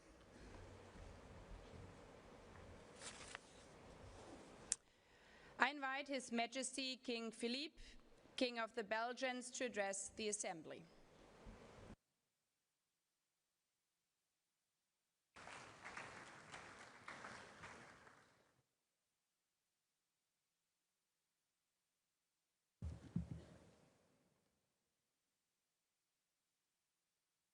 Your Highness, the Amir of Qatar, Your Excellencies, Heads of State or Government, Madam Chairman of the General Assembly, Mr. Secretary General, Mr. Chairman of the Economic and Social Council, ladies and gentlemen.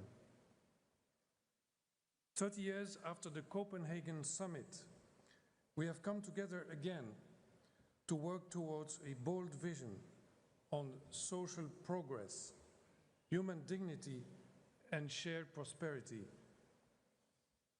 Social progress is the progress of each and every individual, but also of the society as a whole.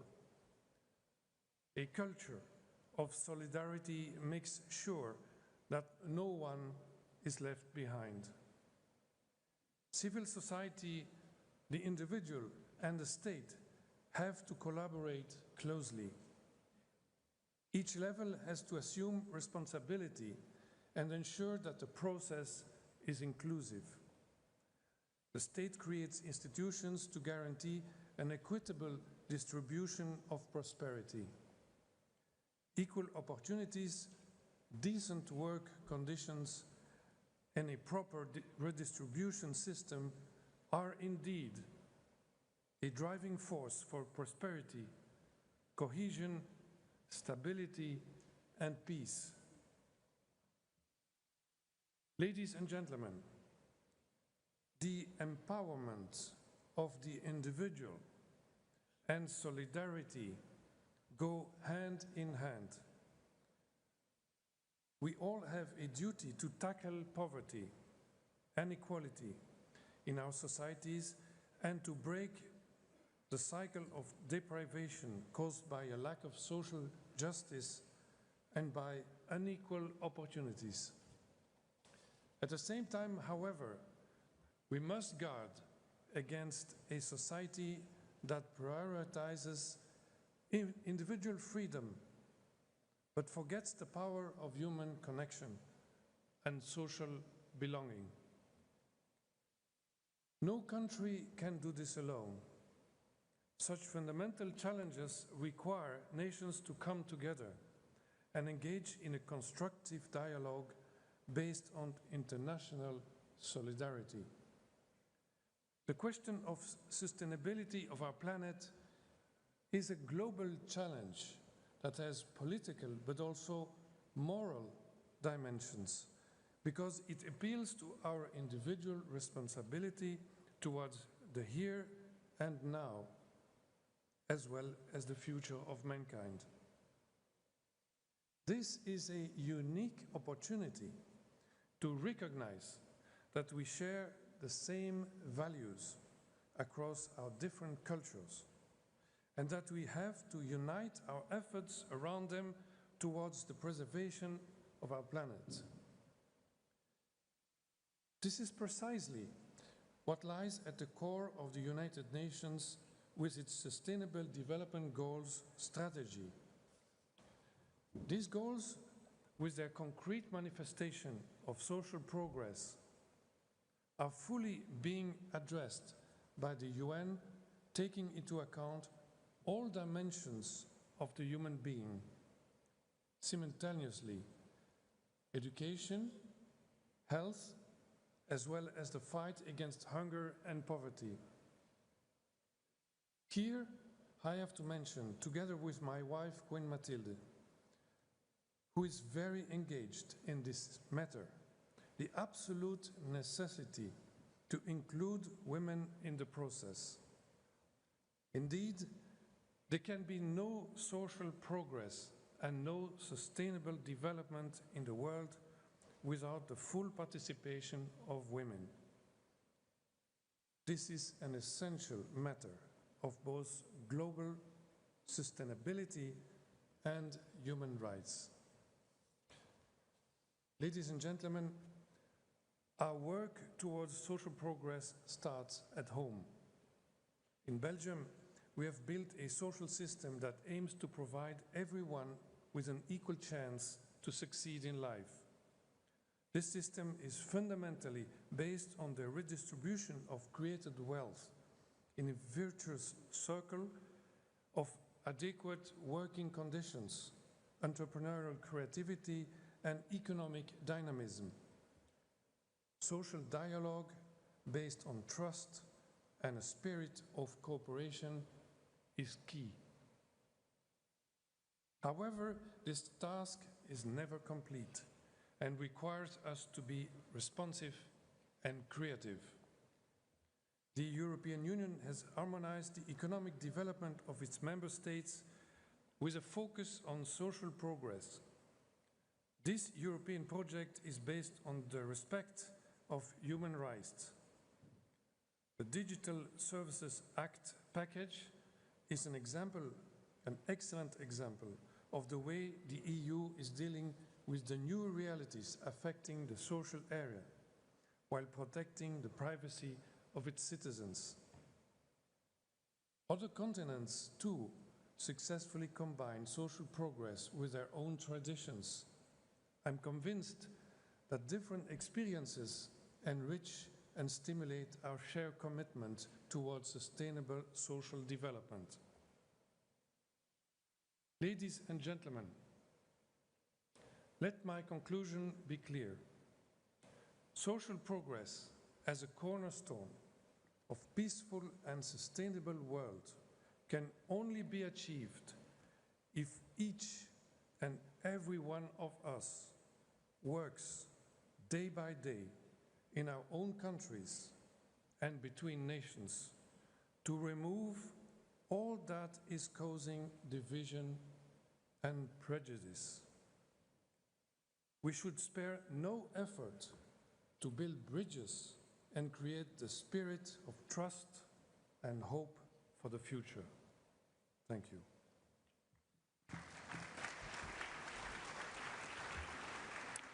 I thank the King of the Belgians.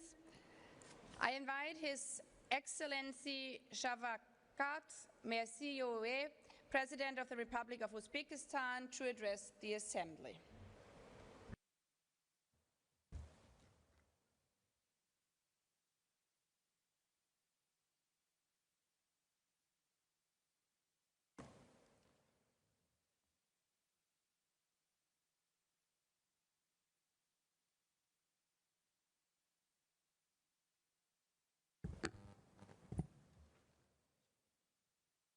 Hurmatli Rais xonim oliylari, hurmatli bosh kotib janob oliylari, hurmatli davlatlar va hukumatlar rahbarlari.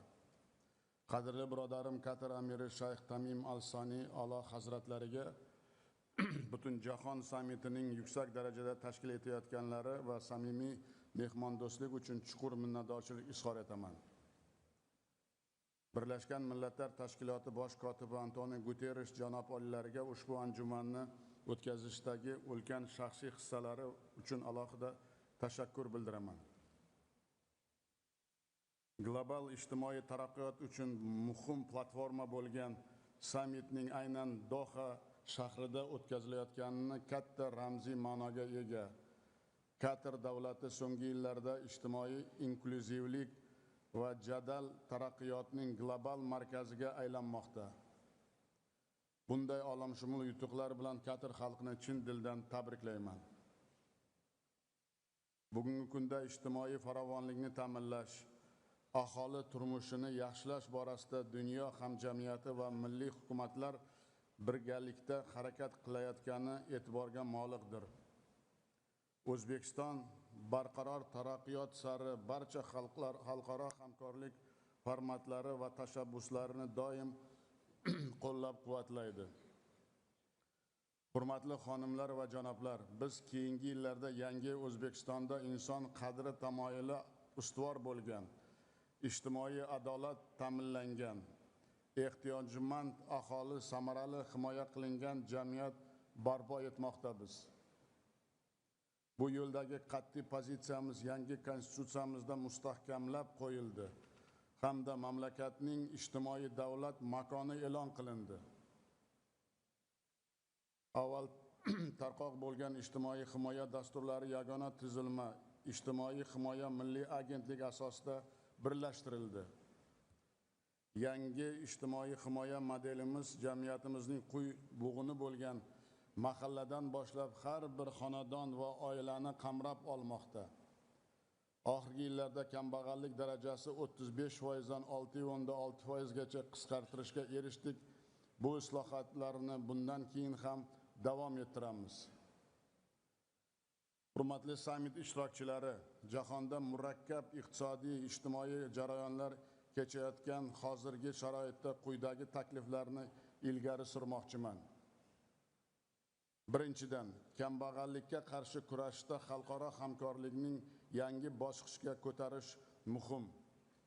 Birlashgan Millatlar Tashkiloti ma'lumotiga ko'ra, bugungi kunda dunyoda 1 milliard 100 million aholi kambag'allikda umr kechirmoqda. Rivojlanayotgan davlatlar ijtimoiy dasturlarga resurslarni keng jalb etish maqsadida kambag'allikka qarshi kurashishning yangi moliyaviy arxitekturasini yaratish vaqti keldi deb hisoblaymiz. Bu borada ijtimoiy tengsizlikning kamaytirish, kambag'allikning qisqartirishga amaliy yordam beradigan global ijtimoiy adolat fondini ta'sis etishni taklif etamiz.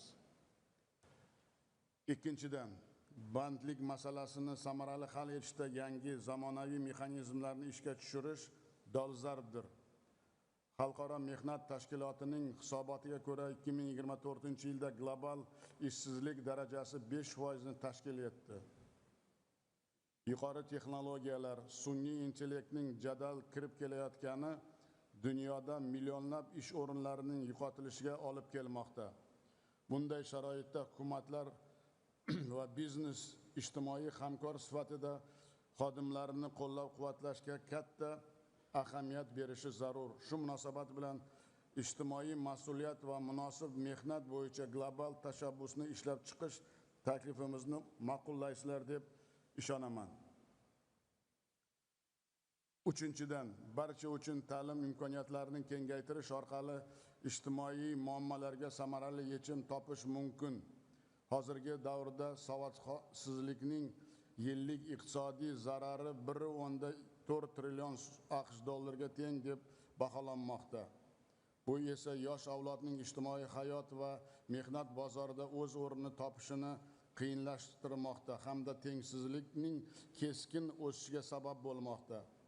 Biz kecha o'tgan ochlik va qashshoqlikka qarshi kurashish bo'yicha global alyansning ilk uchrashuvi qarorlarini to'liq ma'qullaymiz. Uning kelgusi sammitlardan birini O'zbekistonda o'tkazish va ta'lim masalalarini asosiy kun tartibini sifatida belgilashni taklif qilamiz. To'rtinchidan, mehnat migrantlari va ularning oila a'zolarini tizimli himoya qilish zaruriyati ortib bormoqda. Hozirgi kunda dunyoda 300 milliondan ortiq migrantlar o'zga yurtlarda mehnat qilmoqda. Afsuski, ular haq-huquqlarining buzilish holatlarini ko'proq uchramoqda. Kelgusi yili xalqaro mehnat va migratsiya tashkilotlari bilan birgalikda O'zbekistonda migrantlar va ularning oilalarining ijtimoiy va huquqiy himoya qilish bo'yicha xalqaro forum o'tkazish global dastur qabul qilishni taklif etaman. Beshinchidan, barchamiz iqlim o'zgarishlarining ijtimoiy hayotda ta'sirini yaqqol sezib turibmiz. Ekstremal ob-havo, cho'llanish, bioxilma-xillik yo'qotilishi, eng avvalo zaif qatlamlar, dehqonlar, mavsumiy ishchilar, ekologik murakkab mintaqalar aholisi hayotida salbiy ta'sir ko'rsatmoqda. Iqlim o'zgarishiga qarshi kurashning bandlik dasturi bilan uyg'unlashtirish bo'yicha kompleks choralar ko'rish juda dolzarbdir. Bu borada biz Birlashgan Millatlar Tashkiloti rezolyutsiyasi bilan ekologik innovatsiyalar va texnologiyalar hududi deb e'lon qilingan Orol bo'yi mintaqasida ijtimoiy-iqtisodiy taraqqiyotning yangi modelini ishga tushirish niyatdamiz va bu tajribamiz jahon hamjamiyati bilan o'rtoqlashishga tayyormiz. Hurmatli delegatsiya rahbarlari, bugun biz qabul qilinayotgan qarorlar jahondagi millionlab odamlarga ishonch va umid bag'ishlashi, barqarorlik va farovonlik ta'minlashga salmoqli hissa qo'shishi shubhasiz. Xalqaro taraqqiyot yo'lida ijtimoiy kelishuvni yangilash, har bir inson uchun munosib hayot tarzini yaratish bizning asosiy burchimizdir. Shu ma'noda bugun qabul qilayotgan Doha siyosiy deklaratsiyasini to'liq qo'llab-quvvatlaymiz. Biz unda belgilangan tamoyillarni hayotga to'liq tatbiq etishga tayyormiz. Hech shubhasiz, ushbu tarixiy deklaratsiya barqaror rivojlanish maqsadlariga erishish yo'lida umumiy sa'y-harakatlarimizni kuchaytirishga xizmat qiladi. So'zimning yakunida barchangizga omad va yutuqlar, butun jahon sammiti ishiga esa muvaffaqiyatlar tilayman. E'tiborlaringiz uchun rahmat.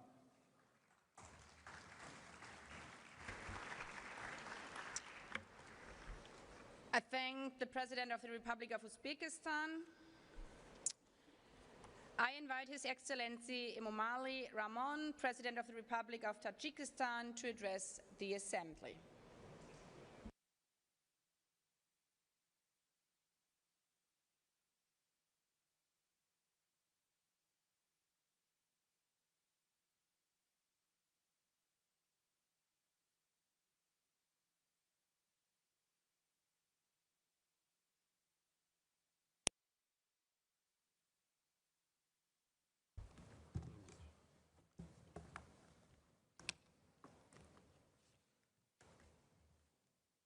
محترم دبیر کل، خانم ها و جنابان، در آغاز به دولت قطر و سازمان ملل متحد برای برگزاری چهارمین مهم امروزه و پذیرایی صمیمی عرض سپاس می‌نمایم.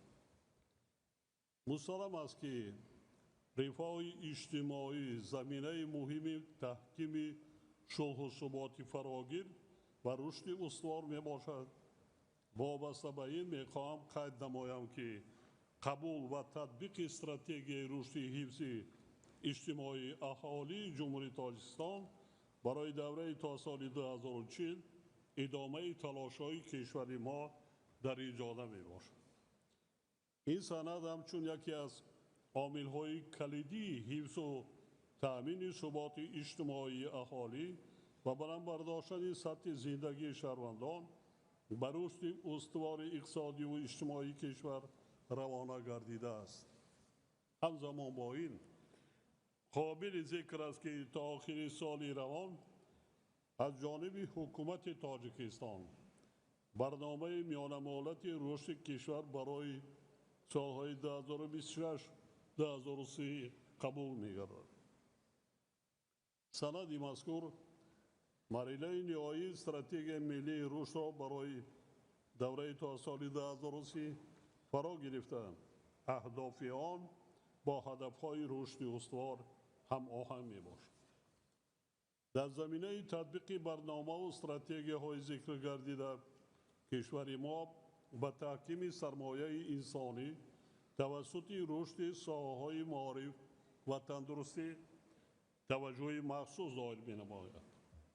در رشد اجتماعی و اقتصادی کشور ما همکاری حکومت با جامعه شهروندی نقش مهم می‌بازد.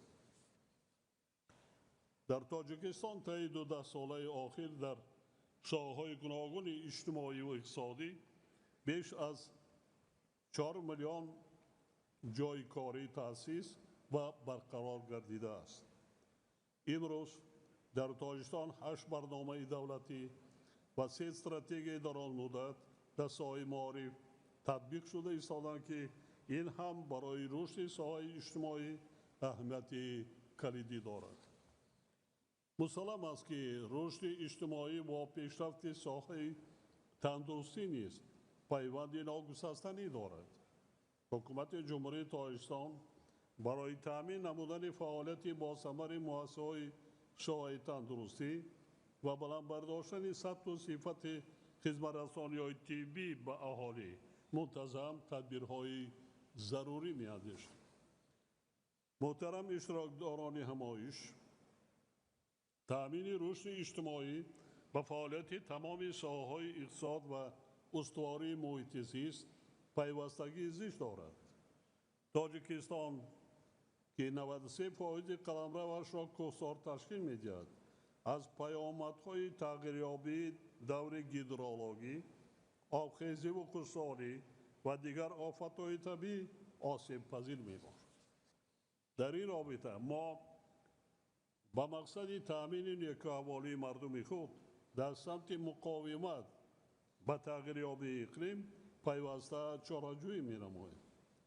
در برابر این کشورهای رو به ترقی، خصوصا کشورهای کوهستانی و محصور در خشکی، در تطبیق هدفهای رشد استوار و تأمین استواری اجتماعی با مشکلات زیاد دچار شدند.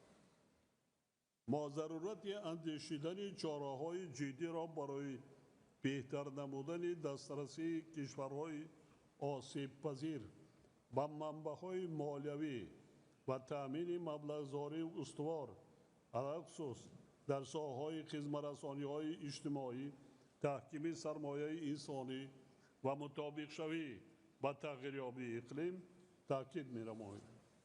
حاضرین گرامی، گزارش به اقتصاد سبز برای جامعه جهانی بهره حل و فصل مسائل اجتماعی امکانات زیاد فراهم می‌آورد.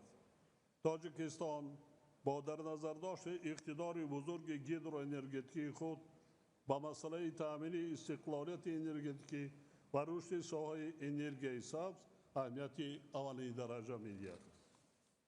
امروز زیاده از 98% نیروی برق تاجیکستان از منبع‌های آبی استحصال می‌شود و از روی نشان داده استحصال انرژی سبز کشور ما در جهان جای ششم را اشغال می‌نماید. علاوه بر این می‌خواهم قید نمایم که ما در مرحله گزارش با سرعت با تکنولوژی‌های رقمی و استفاده ذهن صنعی در ساحه‌های مختلف قرار داریم. استفاده درست و هدفمندانه آنها می‌تواند با تطبیق هدف‌های رشد استوار مساعدت همه‌جانبه نماید. طوری که معلوم است چند پیش با ابتکار تاجیکستان قطعنامه مخصوص مجمع عمومی سازمان ملل زیر عنوان نقش ذهن صنعی در فراهم آوردن امکانات نو برای رشد استوار در آسیای مرکزی قبول کرد.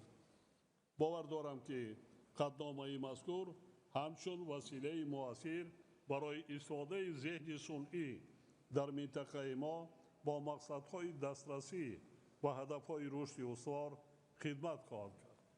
حاضرین ارجمند، رشد فراگیر اجتماعی عملهای مشترک را در سطح‌های محلی، ملی و جهانی تقاضا می‌نماید. ما را ضرور است که با متحد نمودن تلاش‌ها برای همه کشورهای جامعه و کل مردمان جهان شرایط عادلانه رشد اجتماعی را فراهم سازیم.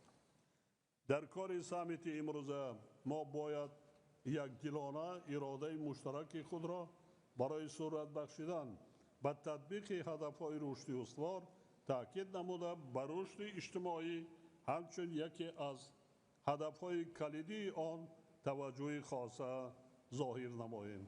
از توجهتان سپاسگزارم.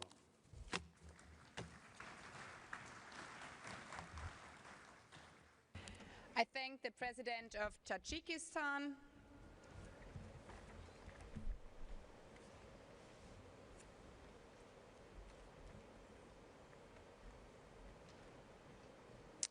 I invite His Excellency Tamás Sulyok, President of Hungary, to address the Assembly.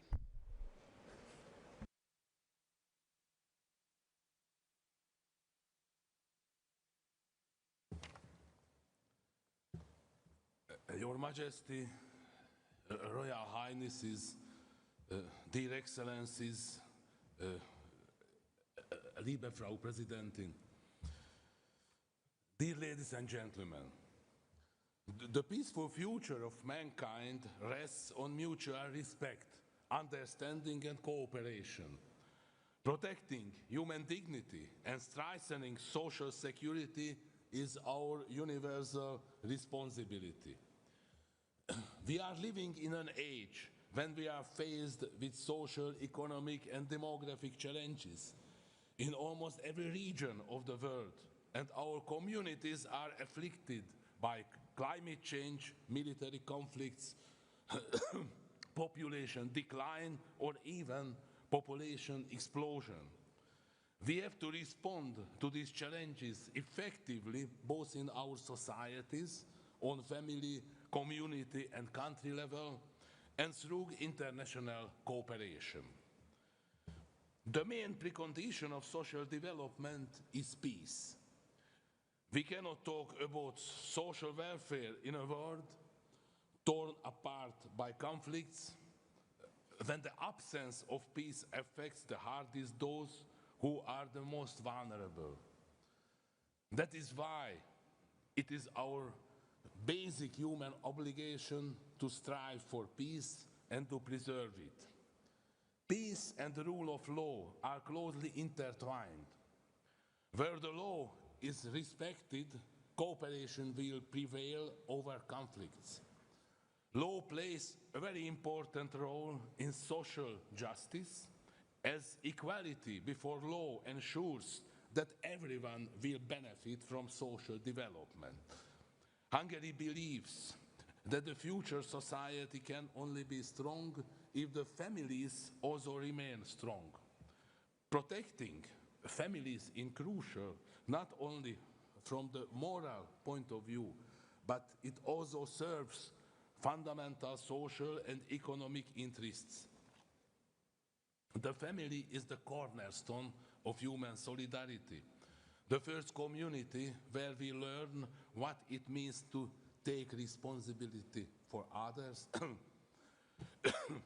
Further steps need to be taken to enable families to live in security, stability, and in a supportive environment. It is also vital to strengthen solidarity between generations. Young people need a future vision and the elderly need security, which is crucial to finding a delicate social balance.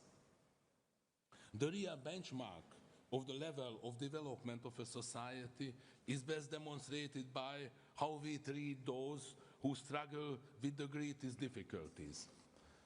This is the ultimate test of our respect for human dignity.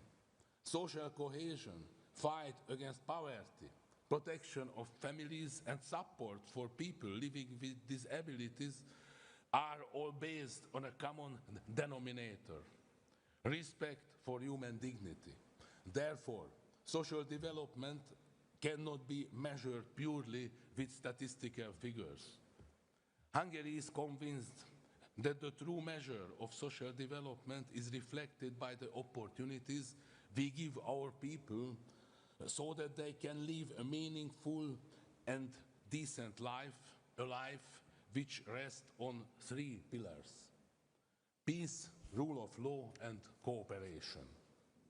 If we are committed to fortifying these pillars in our families, communities, and between our nations, then we will be able to build a world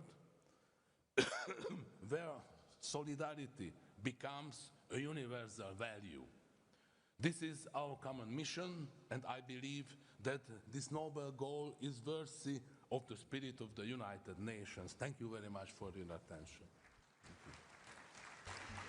I thank the President of Hungary. I invite His Excellency Paul Kagame, President of the Republic of Rwanda, to address the Assembly.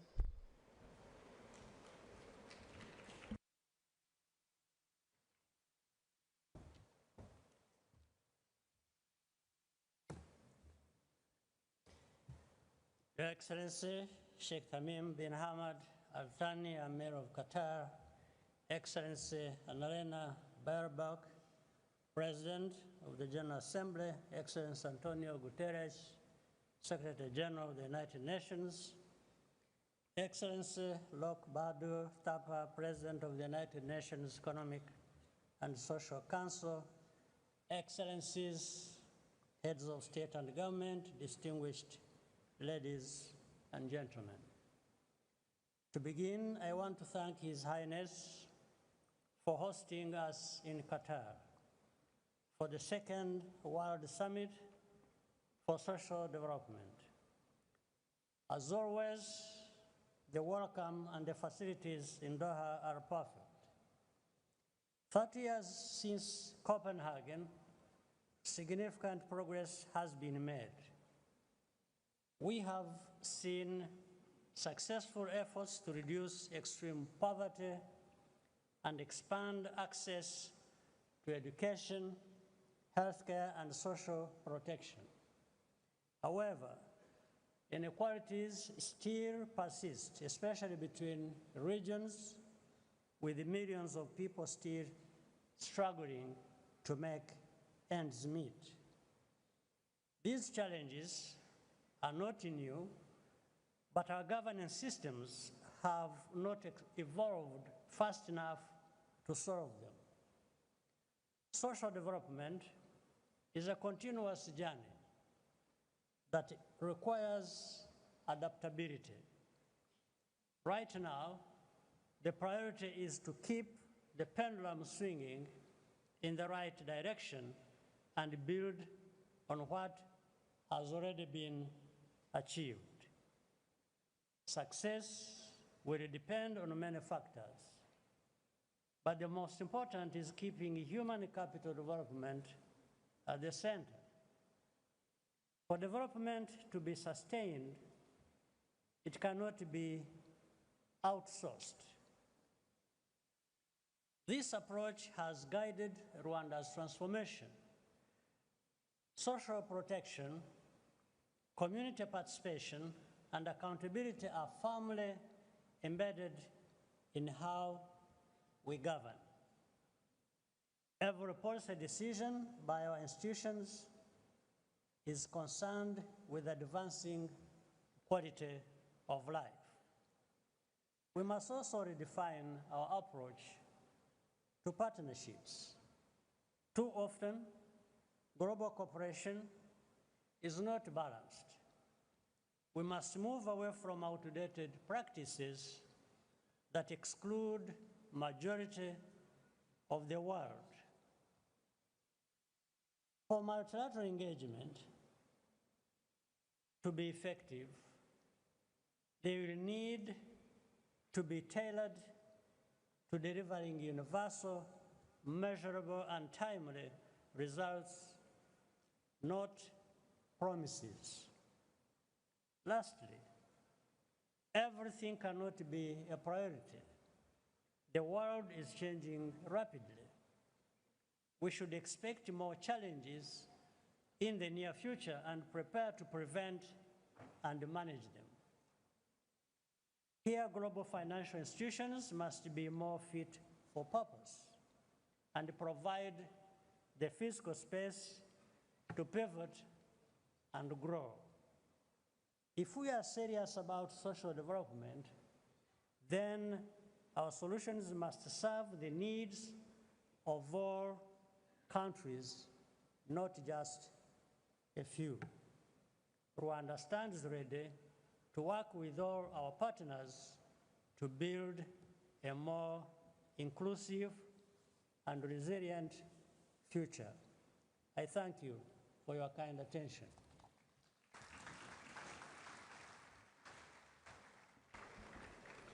I thank the President of Rwanda. I invite His Excellency Emerson Dambujo Mnangagwa, President of the Republic of Zimbabwe, to address the Assembly.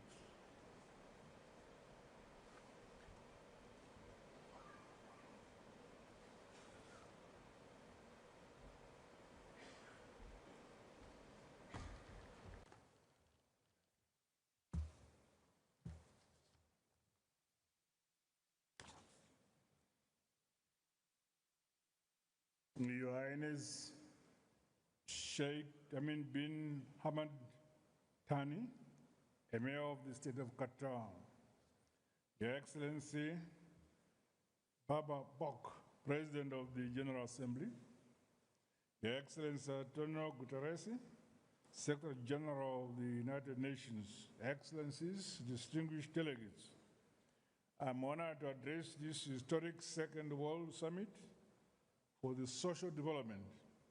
On behalf of the government and people of Zimbabwe, I extend our appreciation to the government and people of Qatar for their gracious hospitality and the excellent organization of this summit, held in the spirit of dialogue, solidarity, and shared humanity.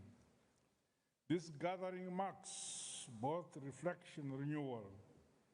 30 years after Copenhagen, we reaffirm our collective commitment to the three enduring pillars of social development: poverty eradication, productive employment, and decent work, and social inclusion. These remain the bedrock of people-centered and sustainable development, anchored on peace and security, human rights, and social justice. Despite progress Over 1 billion people still live in multidimensional poverty. Inequality is widening, while climate change, pandemics, debt, distress, and conflict continue to reverse hard-won gains.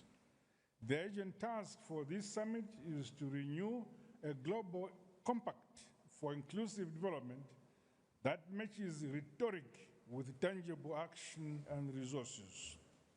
In Zimbabwe, our national commitment is informed by the Constitution, which enshrines equality, social justice, and the right to development.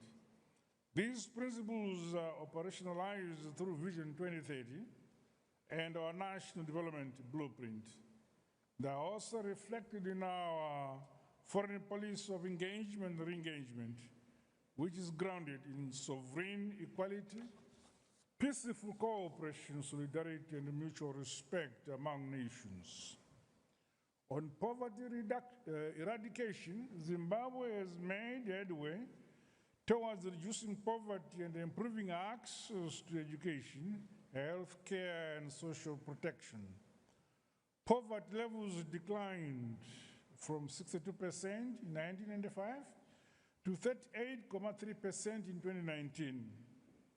Primary education enrollment has risen to 88%, while adult literacy is 93.6%, and life expectancy is at 64.7 years.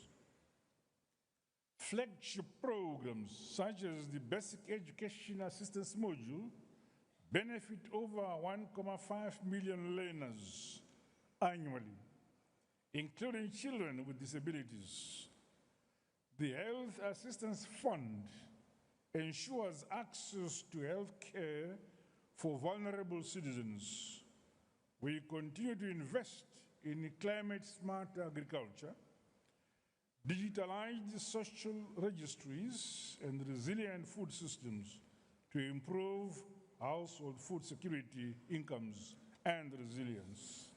However, progress remains constrained by coercive measures and unilateral sanctions imposed on us.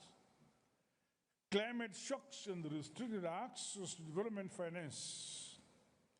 Zimbabwe, therefore, calls for reform for the international financial architecture, debt relief, and enhanced development financing consistent with the SEV commitment on financing for development.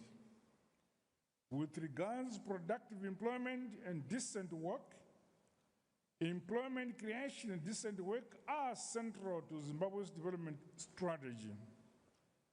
The National Employment Policy Framework and Decent Work Country Program promote enterprise development, skills training, and infrastructure investment. The 2024 Labor Force Survey shows unemployment at 20.5%, down from over 30% in the mid-1990s. Modernizing and reform of the Labor Act are ongoing, along with the strengthening of inspection systems and promotional social dialogue through the tripartite negotiating forum. Zimbabwe also participates in the ILO Global Accelerator on Jobs and Social Protection for Just Transitions, advancing green jobs, youth employment, and women's empowerment. In the aspect of social inclusion and equality, these are both constitutional and moral imperatives.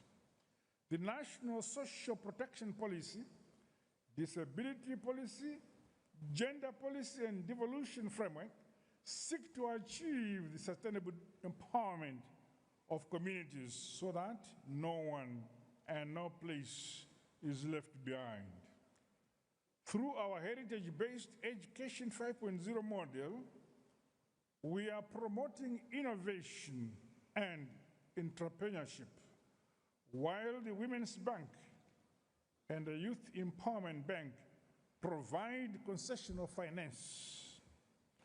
Women now hold leadership roles in every sector of society, reflecting progress towards gender parity.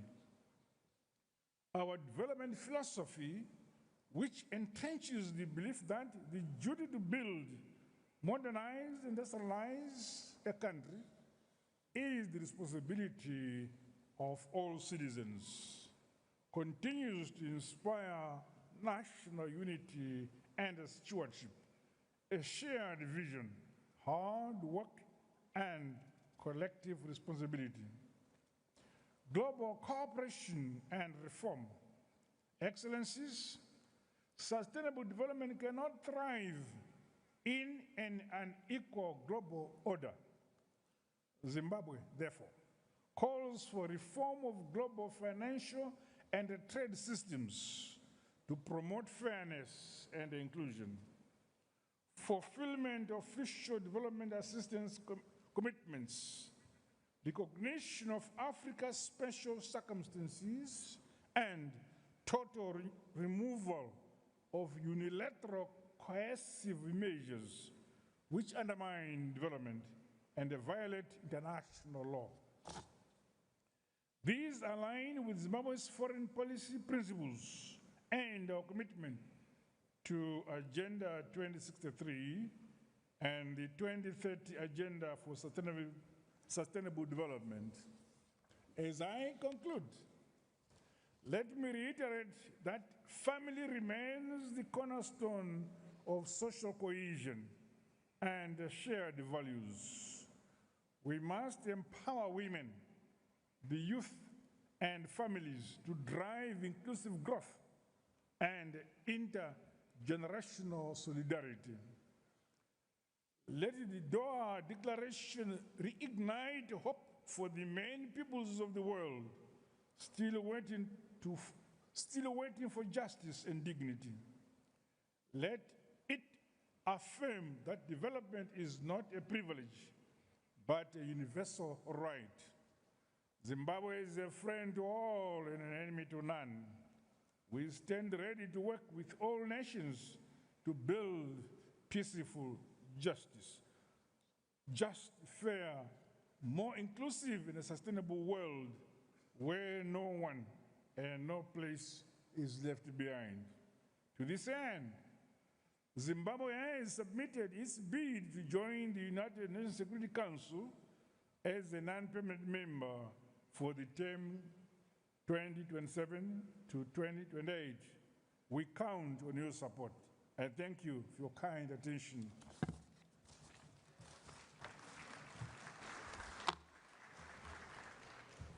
I thank the President of the Republic of Zimbabwe. I invite His Excellency Vagen Khachaturian, President of the Republic of Armenia, to address the Assembly.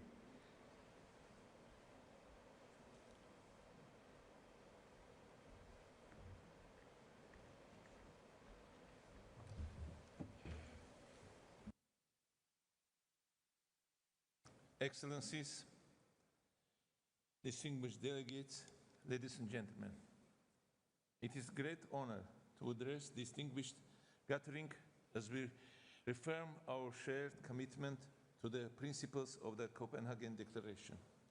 30 years after its adoption, the message remains clear and powerful. People must stand at the very center of development. For Armenia, this conviction has guided our national transformation since regaining independence. Our vision of progress founded on human dignity, equality, human rights, and social justice. We believe that a just, a peaceful, and inclusive society is one that empowers its people, where every individual has an opportunity to learn, to work, to live in peace and contribute to the common good.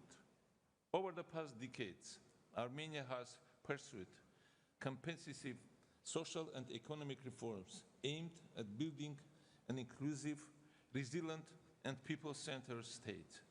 Throughout our national development strategy,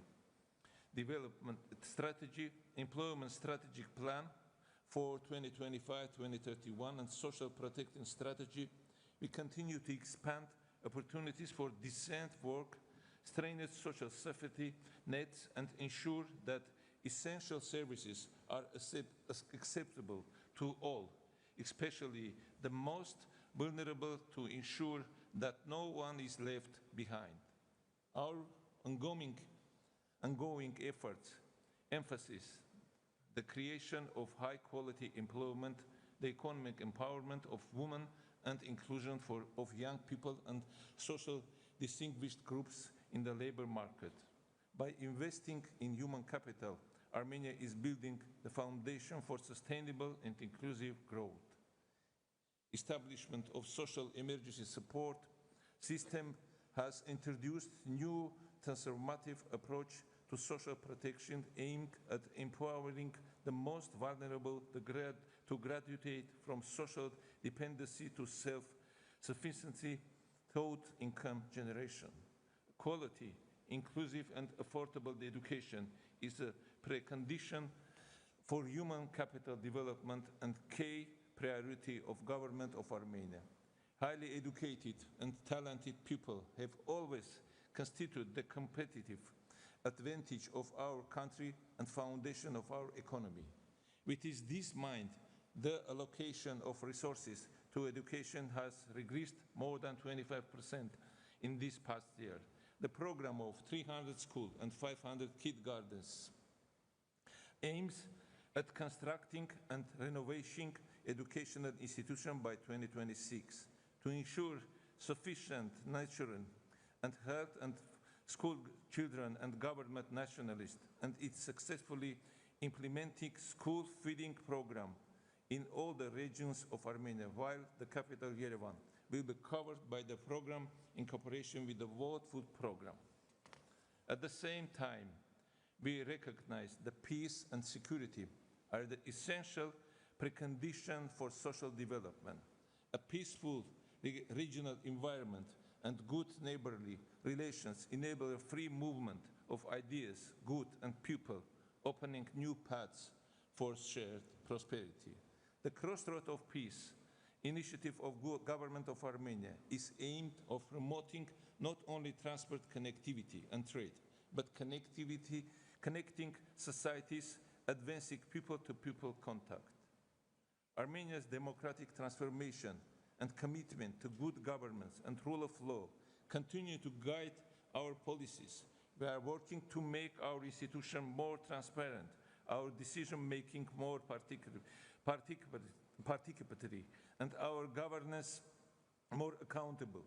In this way, we seek to ensure that economic progress translates directly into social and justice for all citizens. Excellencies, the global challenges we face today, inequalities between and within societies, poverty, pandemics, climate change, remind us that social progress cannot be achieved in isolation. It requires collective efforts, solidarity, and trust among nations. Armenia values the role of the United Nations system and its development partners, in supporting inclusive social protection, employment, generation, education initiative in our country. Social development is both a moral obligation and a strategic investment in a peaceful future. The success of our societies will not be measured solely by economic growth, but by how we will uphold the dignity and rights of every person. Thank you. Thank you. I thank the President of the Republic of Armenia. I now invite His Majesty King Letsi III, King of the Kingdom of Lesotho, to address the Assembly.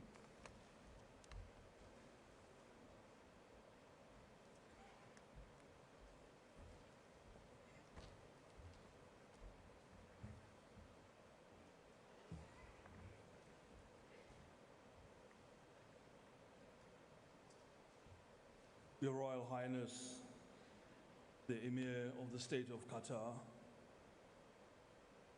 Your Excellency, the President of the 80th session of the General Assembly,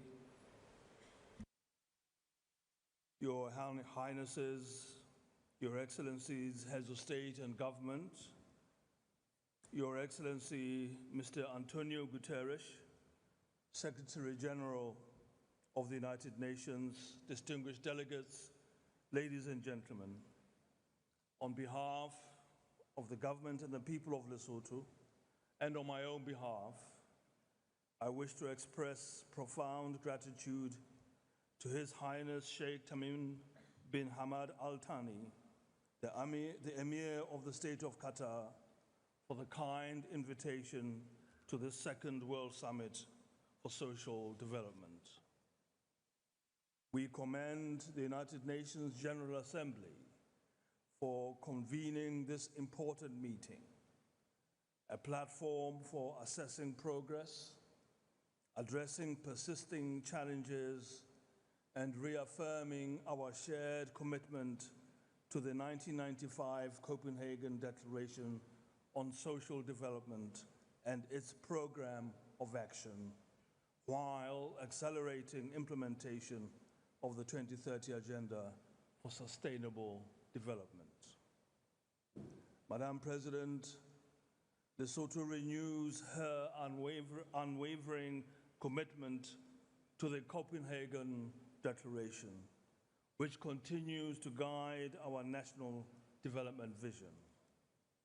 Through our extended second National Strategic Development Plan, we are advancing social protection, poverty reduction, and inclusive growth, anchored on the three enduring pillars of the Copenhagen Declaration: poverty eradication, full and productive employment, and social inclusion. We have made notable progress in expanding social protection for children, older persons, and persons with disabilities. Free primary education remains universal, and we continue to support vulnerable households through positive parenting and psychosocial initiatives. We have also introduced a universal non-contributory old age pension and are developing sustainable long-term care systems for the elderly. Our commitment to the inclusion of persons with disabilities is reinforced through a disability grant and the National Disability Mainstreaming Plan. Madam President, Lesotho aligns with the African Union's position that decent work for all is fundamental to social justice and sustainable development. As outlined in the African Union Agenda 2063, economic transformation must advance hand in hand with human dignity. Africa remains the world's youngest continent, with nearly 70% of its population under the age of 30. Yet, youth unemployment remains unacceptably high. In response, the government of Lesotho declared a state of disaster on youth unemployment in July 2025 to fast-track interventions and create meaningful opportunities. We have reserved 40% of public procurement for youth-led enterprises, established an investment guarantee fund in partnership with the private sector to expand access to financing for the youth, and waived registration fees for small and medium-sized enterprises to foster innovation and entrepreneurship.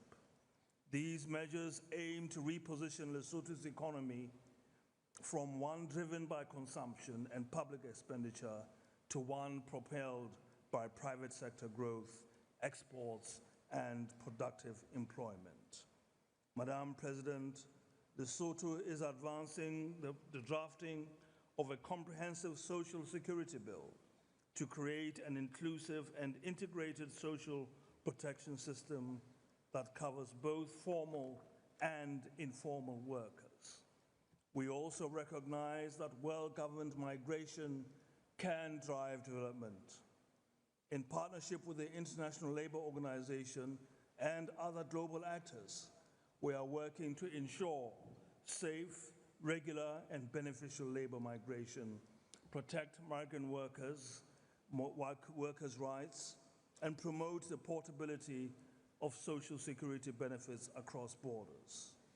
We commend the outcomes of the Third United Nations Conference on Landlocked Developing Countries and the Fourth International Conference on Financing for Development, which reaffirmed global commitments to closing the development financing gap, especially for nations in special situations. We urge timely and effective implementation of these outcomes to accelerate progress towards the 2030 agenda. Madam President, we recognize that gender inequality and gender-based violence remain critical obstacles to sustainable development. Lesotho remains steadfast in eliminating gender-based violence, protecting women's rights, and mainstreaming gender equality in all spheres of life.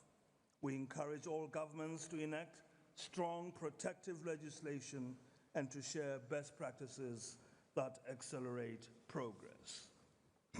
As we gathered here in Doha, Lesotho calls upon the international community to renew its collective commitment to advancing decent work, eradicating poverty, and extending social protection to every person.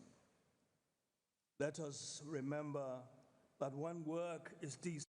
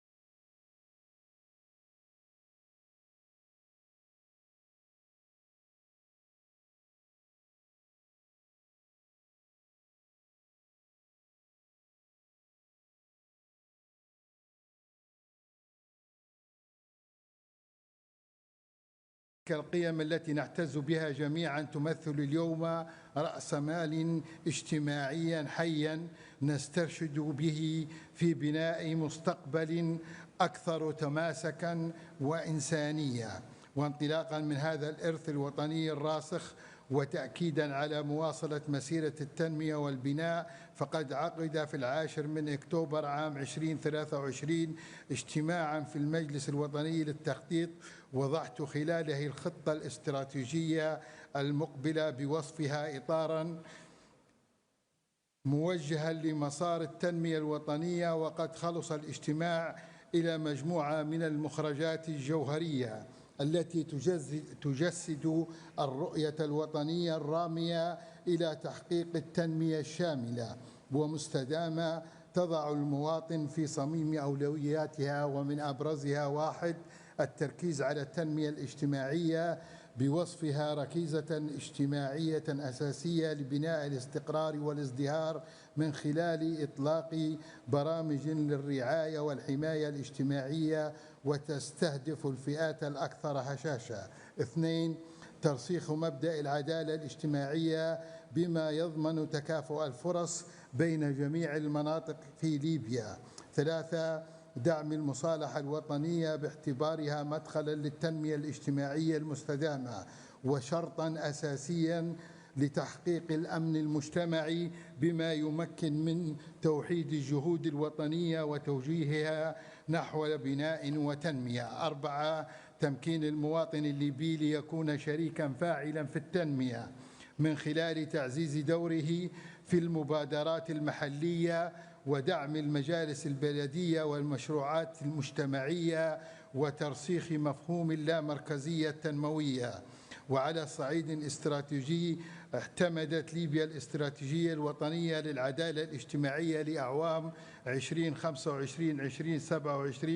كخارطة طريق لتعزيز المساواة والتكافؤ في الفرص وحماية الفئات الضعيفة ضمن إطار التنمية المستدامة، كما تم تبني إطار التعاون المستدام مع منظومة الأمم المتحدة للأعوام 2023-2025 لتنسيق الجهود الوطنية والدولية في مجالات السلام والتنمية والخدمات الأساسية والحماية المجتمعية، تأكيداً لقناعة ليبيا الراسخة بأن التنمية الاجتماعية هي أساس السلام المستدام والاستقرار الحقيقي. السيدات والسادة، إن ليبيا وهي تخطو بثبات نحو استعادة مؤسساتها وتوحيد هياكلها تدرك أن التنمية الشاملة لا تبنى إلا بالتكامل الجهود بين الدولة والمجتمع المدني والقطاع الخاص، وبتعزيز الحوكمة الرشيدة والإدارة الفاعلة للموارد الوطنية.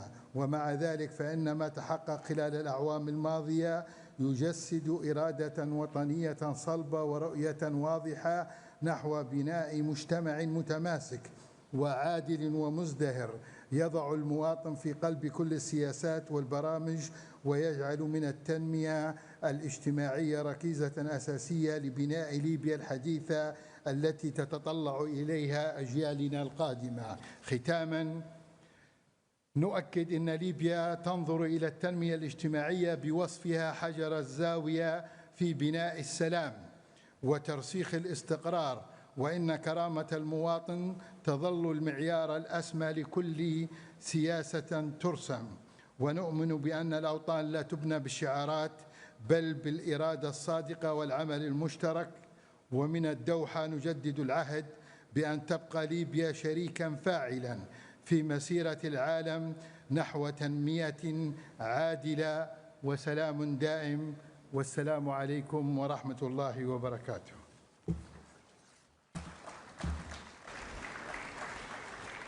I thank the President of the Presidential Council of the State of Libya. I now invite His Excellency Felix Antoine Tshisekedi Chilombo, President of the Democratic Republic of Congo, to address the Assembly.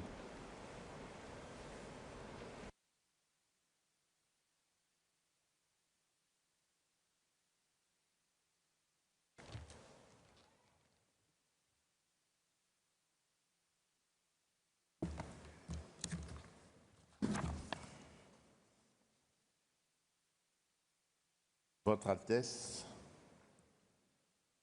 Monsieur le Président de séance, Excellences, Mesdames et Messieurs les chefs d'État et de gouvernement, Monsieur le Secrétaire général des Nations Unies, Mesdames et Messieurs les ministres, distingués délégués, Mesdames et Messieurs, je suis honoré de prendre la parole au nom du peuple de la République démocratique du Congo à l'occasion de cette rencontre historique. Nous sommes réunis ici à Doha pour parler de ce qui, au fond, nous concerne tous sans distinction de continent, de richesse ou de puissance, la dignité humaine. 30 ans se sont écoulés depuis le sommet mondial pour le développement social tenu à Copenhague en 1995. À l'époque, les dirigeants du monde se sont engagés autour de 3 principes qui demeurent aujourd'hui encore indiscutables. Éradiquer la pauvreté, promouvoir le plein emploi et renforcer l'inclusion sociale. Ils avaient affirmé avec force que le progrès économique et technologique n'a de sens que s'il améliore la vie des gens et élève la condition humaine. 30 ans plus tard, nous avons le devoir moral d'admettre une vérité difficile: le monde n'a pas tenu toutes ses promesses. Car si l'humanité n'a jamais été aussi interconnectée, les fractures qui traversent notre société n'ont jamais été aussi profondes. Nous voyons aujourd'hui coexister, parfois dans le même pays, parfois dans la même ville, une minorité qui a accès à tout et des millions d'êtres humains qui n'ont accès à presque rien, ni à l'éducation, ni aux soins, ni à la protection sociale, ni même à la sécurité la plus élémentaire. Ce paradoxe prive le développement de sa vocation première, être un facteur de cohésion, un vecteur de justice sociale, un instrument de paix sociale. Pour la République démocratique du Congo, cette question n'est pas théorique. Depuis 3 décennies, mon pays fait face à des cycles répétés d'agressions armées, à des déplacements massifs de population, à des millions de morts et à des millions de déplacés internes. Pourtant, malgré la souffrance et malgré les pertes, notre peuple a choisi la résilience. Nous revenons aujourd'hui à la table du dialogue mondial pour contribuer, aux côtés des autres nations, à la réinvention d'une nouvelle alliance internationale fondée sur l'équité, la solidarité et la responsabilité partagée. Mesdames et Messieurs, dans ce contexte de tensions géopolitiques, de crise sociale, d'instabilité économique, de bouleversement climatique et de transition technologique rapide, nous n'avons plus le luxe d'un développement abstrait. Le développement social doit redevenir le cœur battant du développement tout court. C'est le choix que la République démocratique du Congo a fait. Dès le début de mon mandat, j'ai engagé le pays dans une transformation profonde de notre modèle de développement, rompre avec une vision purement extractive et centralisée pour bâtir une économie tournée vers l'humain, vers la justice sociale, vers l'égalité des chances entre territoires et vers la paix. Cette orientation repose sur 3 convictions. La dignité ne se négocie pas, l'égalité d'accès aux droits fondamentaux n'est pas un luxe, aucune paix durable n'existe sans justice sociale. Pour rendre ces principes réels et vérifiables, nous avons lancé des réformes majeures. Premièrement, la protection sociale. La République démocratique du Congo a entrepris une réforme ambitieuse fondée sur la couverture santé universelle. Depuis 2023, les soins sont gratuits pour les femmes enceintes, les mères et les nouveau-nés. Cela signifie que donner la vie ne doit plus être un risque financier ni une condamnation à la précarité. C'est une avancée historique vers l'accès équitable aux soins pour les plus vulnérables. Deuxièmement, l'éducation. Nous avons rendu l'enseignement primaire gratuit depuis 2020. Plus de 5 millions d'enfants ont pu aller à l'école ou y retourner. 5 millions d'enfants. Ce sont 5 millions d'histoires individuelles qui ne basculeront pas dans l'analphabétisme et l'exclusion. Pour consolider cette réforme et lutter contre l'inégalité des chances, nous déployons un programme national d'alimentation scolaire afin qu'aucun enfant n'abandonne l'école parce qu'il a faim. Troisièmement, la cohésion territoriale. Notre pays est vaste. Pendant trop longtemps, cette immensité a été le prétexte à l'inégalité. Nous avons décidé d'y répondre par un engagement concret, le programme de développement local des 145 territoires qui composent la République démocratique du Congo. Lancé en 2023, ce programme vise à reconnecter l'ensemble du territoire national et à réduire les écarts entre les centres urbains et les zones rurales. Sa première phase prévoit la construction de 2136 ouvrages publics, écoles, centres de santé, bâtiments administratifs. À ce jour, 1011 infrastructures sont déjà terminées et plus de la moitié des autres sont en cours de finalisation. Ce n'est pas un concept, ce sont des salles de classe qui ouvrent, ce sont des maternités qui fonctionnent, ce sont des services publics qui redeviennent accessibles. Mais le programme de développement local des 145 territoires n'est pas seulement un chantier de briques, c'est aussi une politique de dignité économique.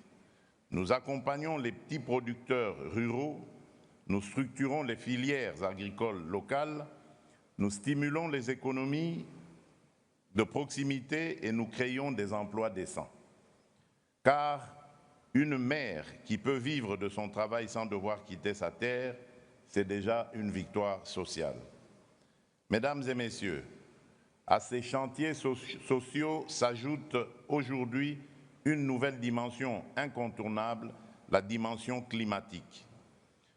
Le changement climatique n'est pas pour nous un débat académique. Il est une réalité vécue.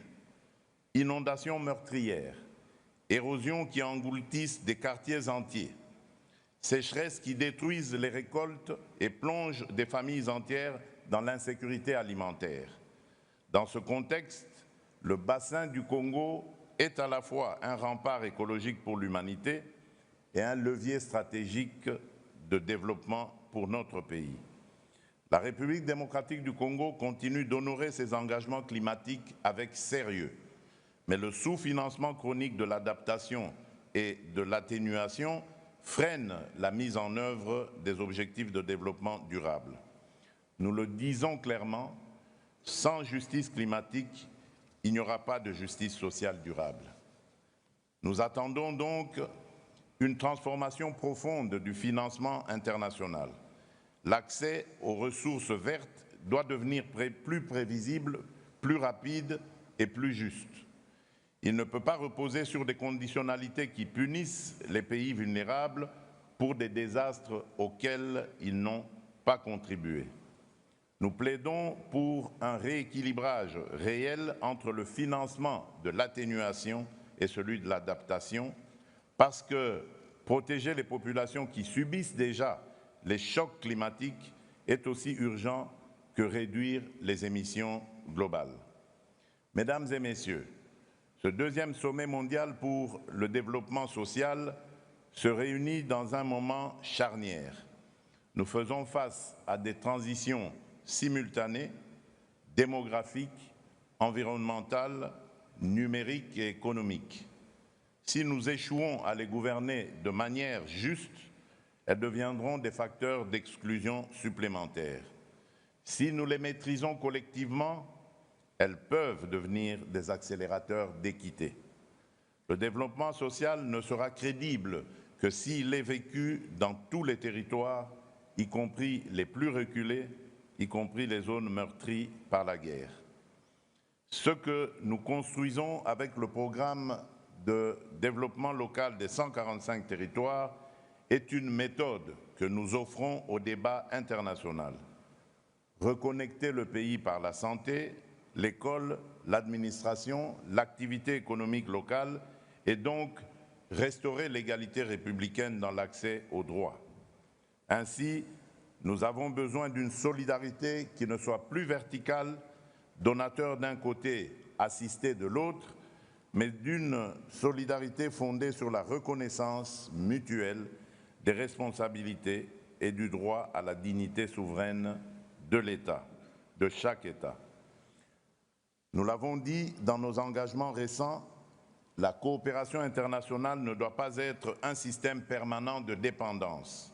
Elle doit être un pacte d'égal à égal où chacun rend des comptes à l'autre.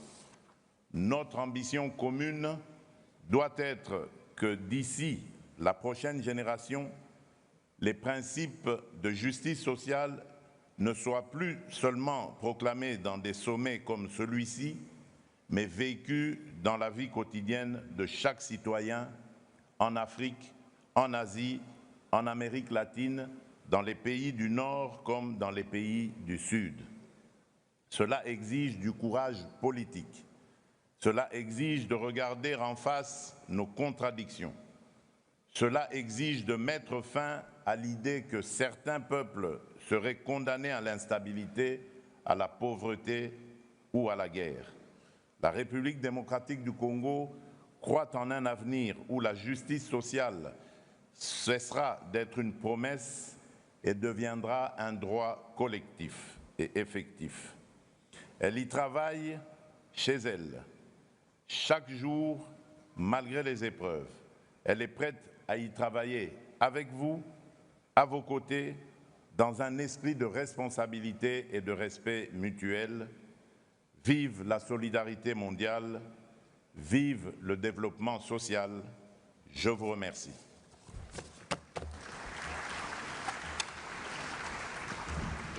I thank the President of the Democratic Republic of Congo. I now invite His Excellency Surangel Whips, President of the Republic of Palau, to address the Assembly.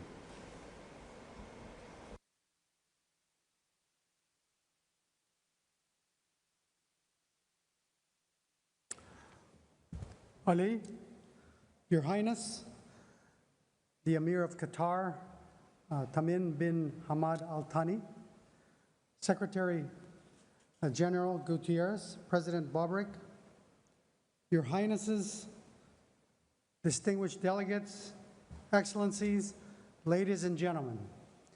It is an honor to join you here in Doha for the second World Conference on Social Development, 30 years after Copenhagen. And I would like to thank His Highness for hosting this important summit and the outstanding hospitality to make all of us feel at home. You know, while we've made progress, there is much more to be done. We gather at a time when our shared humanity is being tested by inequality, by conflict, by climate change, and by the instability of our global economy, and by the changing needs of our youth, elders, and persons with disabilities. You know, for Palau and for many small island developing states, these challenges are not distant concepts. They are the daily realities. And my heart goes out today to the people of Jamaica. You know, each storm and each flood and each rising tide erodes not only our shores, but our progress, our livelihoods, and our hope. Yet, even as we are tested, we remain steadfast in our belief that unity, compassion, and a shared responsibility can guide us all toward a more inclusive and sustainable future. At home, our national vision, says, people first, A society where no one is left behind shapes every area of public policy prioritized by our Sustainable Development Goals, and is cognizant that these goals are interrelated and must be addressed holistically. We recognize our moral duty to protect the most vulnerable and to ensure dignity and opportunity for all. Through our Palau Social Security Act, we guarantee stability in old age, during disability, and for survivors. Our Persons with Disabilities Act established the Office of Persons with Disabilities, ensuring accessibility and participation for the more than 15% of our citizens. Our National Health Insurance program covers 99% of our population.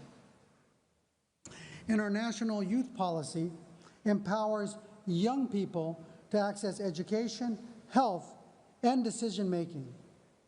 We have also enacted tax reforms that are comprehensive to provide support to children and elderly and families with disabilities. And we are strengthening our pension and Social Security systems so that they are resilient and that every citizen can retire with confidence and dignity. You know, we are here at this amazing venue in the middle of Education City. And we are reminded that education is the foundation for social progress. My father used to say, you may lose everything in a war or in a storm, but you will never lose what you have learned. And that truth defines our path. We have worked hard to increase teacher salaries, build and upgrade our schools, and improve learning materials. But our greatest success has been ensuring that every child starts the day with a free breakfast, and no child should be hungry in the classroom. This simple act has transformed attendance and learning outcomes. And because when a child is nourished, they can learn and grow and dream. Education is not only a right, it is the best defense against poverty and our best hope for prosperity.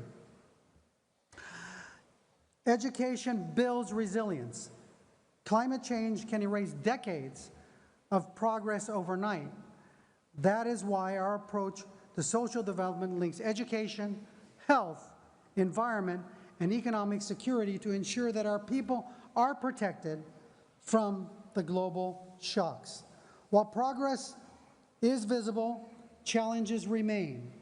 Poverty, inequality, and climate impacts are global problems that demand global solutions. Palau supports action-oriented political declaration, one that recommits to eradicating poverty, promoting employment, and ensuring equality in all rights, and equality and rights for all. We call for true partnership, not mere loans. You know, what small island states need are accessible finance, grants, and investments in critical infrastructure, not debt that weighs us down. And it is time that we implement the multi-vulnerability index in development finance to meet our development challenges. You know, connectivity is a lifeline. The internet is no longer a luxury, it is a necessity and a bridge to education, healthcare, and opportunity. Yet, we pay dearly for high interest on our undersea cables. And unlike others that take this for granted, it is a serious, if we are serious about social development, we must be serious about digital inclusion, financial inclusion, and climate inclusion, ensuring that that no nation or person is left behind simply because they are too small or too remote. Distinguished colleagues, Palau may be small, but our commitment is strong. We stand ready as a unified nation and partner to advance the vision of this summit: dignity, inclusion, and social progress for all. Let us invest boldly in our people. Let us defend what we have built, and let us recommit to a future where progress is measured not by profit, but by the well-being of our people. A future where partnership means standing side by side, not one above the other. Bisulang, shukran, thank you. I thank the President of the Republic of Palau. I now invite His Excellency Jakov Milotovic, President of Montenegro, to address the Assembly.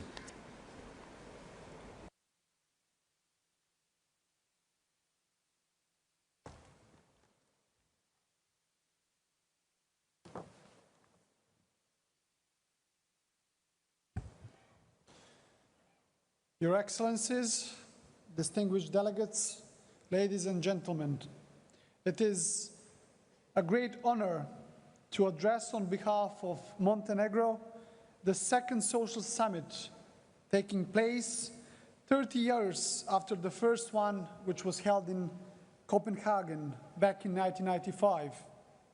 Today, I am reaffirming Montenegro's support to Doha Political Declaration and the UN's 2030 Agenda for Sustainable Development. Montenegro approaches this summit with a very firm conviction that true social development stands on three essential pillars: the eradication of poverty, social inclusion, and decent work. And these are not merely aspirations for us. They are the very foundations upon which we are building our national policies, our institutions, and our society. In recent years, Montenegro has made meaningful progress in improving the quality of life for its citizens. Through comprehensive reforms, we have increased minimum wage and pensions, strengthened the labor rights, and introduced a range of social measures to ensure that economic growth is fair, is inclusive, and it reaches every single household.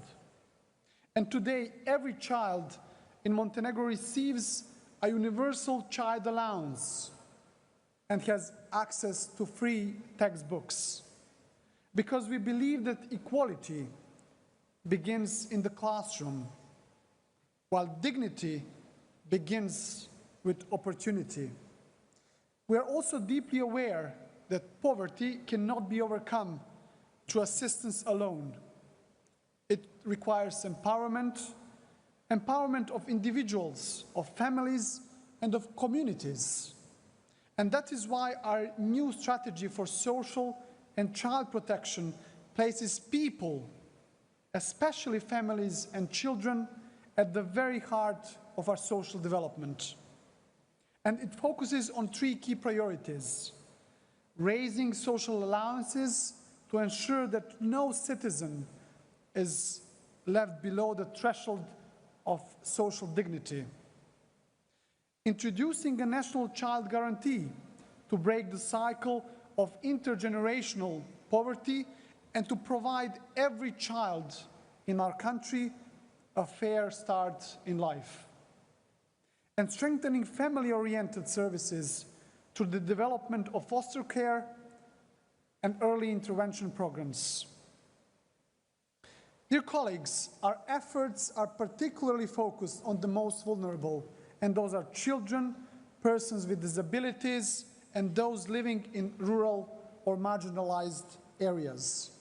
So this year, Montenegro adopted the law on unified disability assessment, harmonizing more than 40 fragmented commissions into one fair and transparent system. This reforms brings Montenegro closer to full alignment with the UN Convention on the Rights of Persons with Disabilities, reaffirming once again our unwavering commitment to human rights and social equality. And we are equally dedicated to creating the conditions for decent work, by increasing wages, strengthening the social dialogue, and promoting fair employment. The private sector, dear colleagues, is a vital partner in this effort. And for the second consecutive year, I have led a national initiative connecting the presidency, the business community, and the Red Cross of Montenegro to support socially vulnerable families. Together, we show that solidarity is not a slogan, but an action. To complete, our demographic policies aim to encourage young people to stay in Montenegro while strengthening the bond with our diaspora. That is why we have launched the initiative to create a diaspora bond, a transparent and secure instrument through which our citizens abroad can directly invest in projects in Montenegro, thus contributing to national development while maintaining a living connection with their homeland.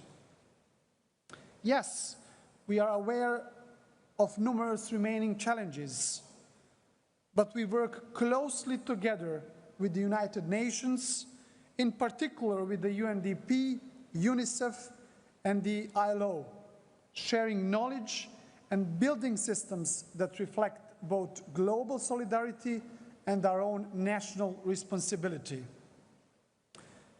Ladies and gentlemen, this summit reminds us that sustainable development is not only an economic goal, it is a moral choice.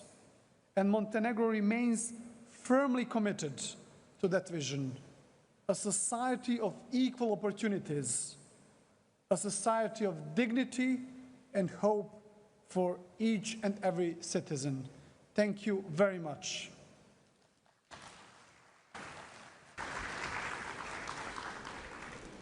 I thank the President of Montenegro. I now invite His Excellency Azali Assoumani, President of the Union of the Comoros, to address the Assembly.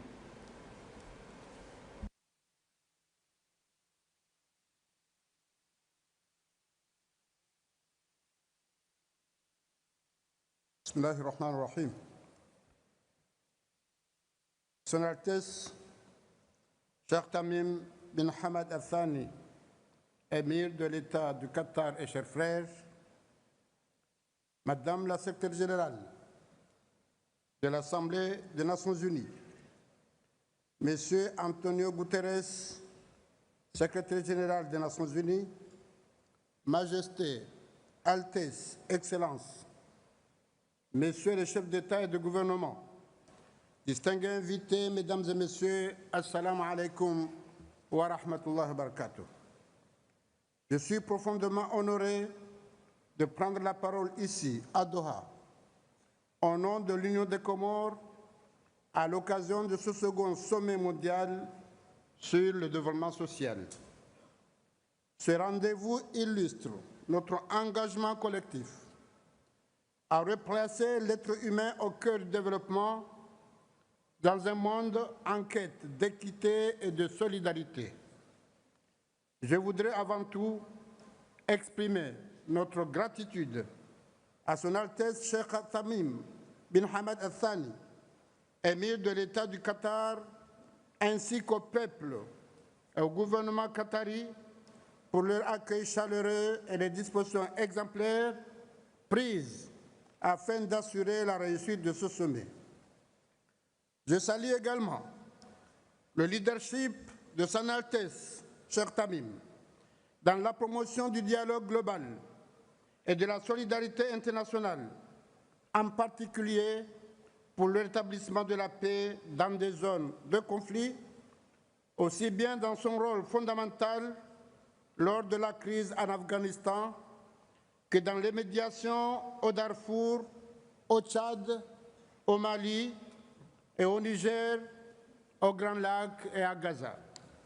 Enfin, je rends aussi un hommage à M. Antonio Guterres et ses équipes pour leur accompagnement constant dans nos affaires communs en faveur d'un développement durable et inclusif.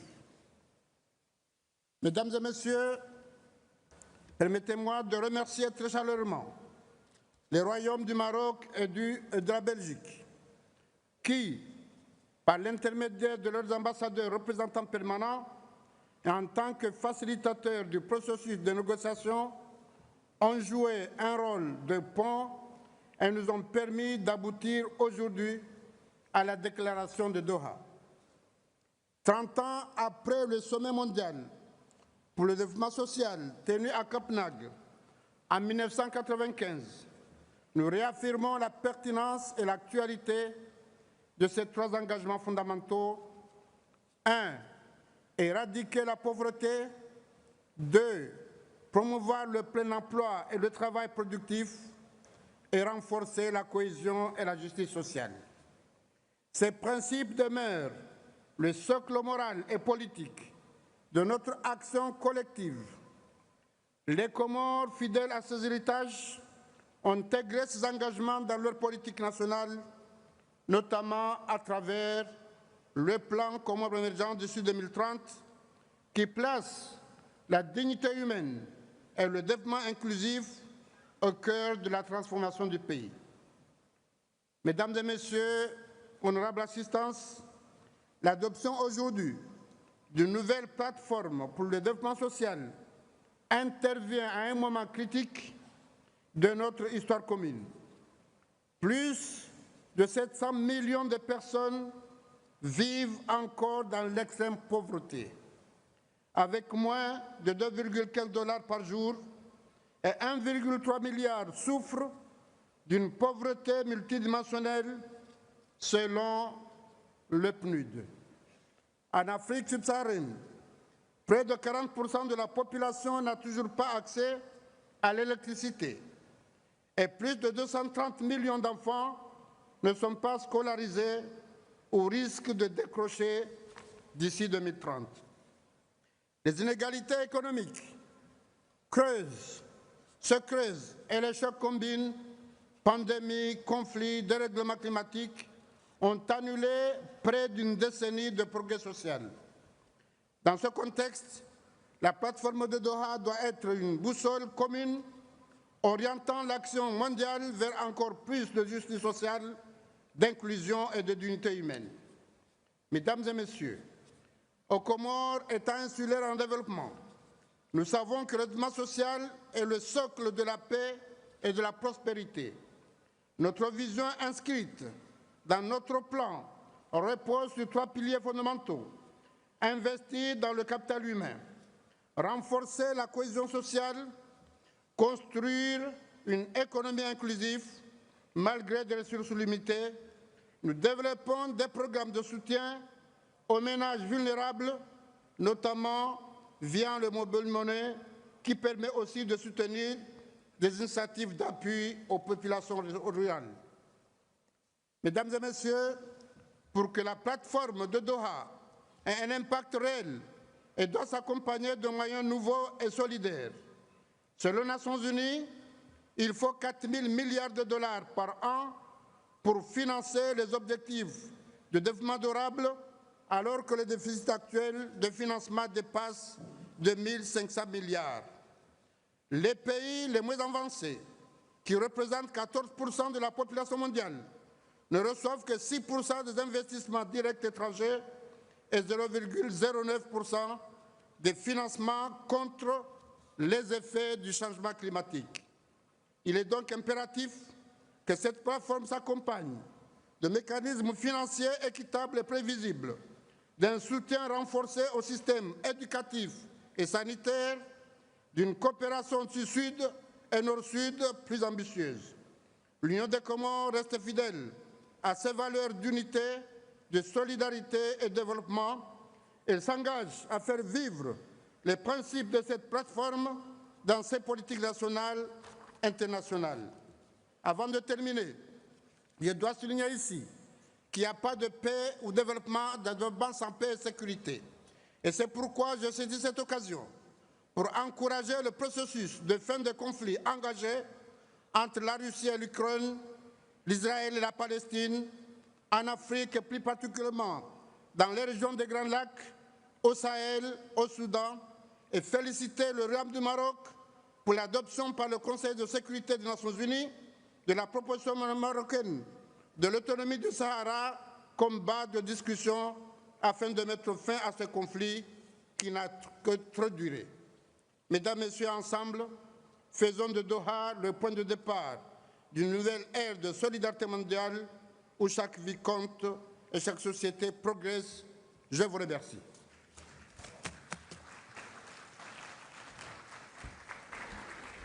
I thank the President of the Union of the Comoros. I now invite His Excellency Bahram Begai, President of the Republic of Albania, to address the Assembly.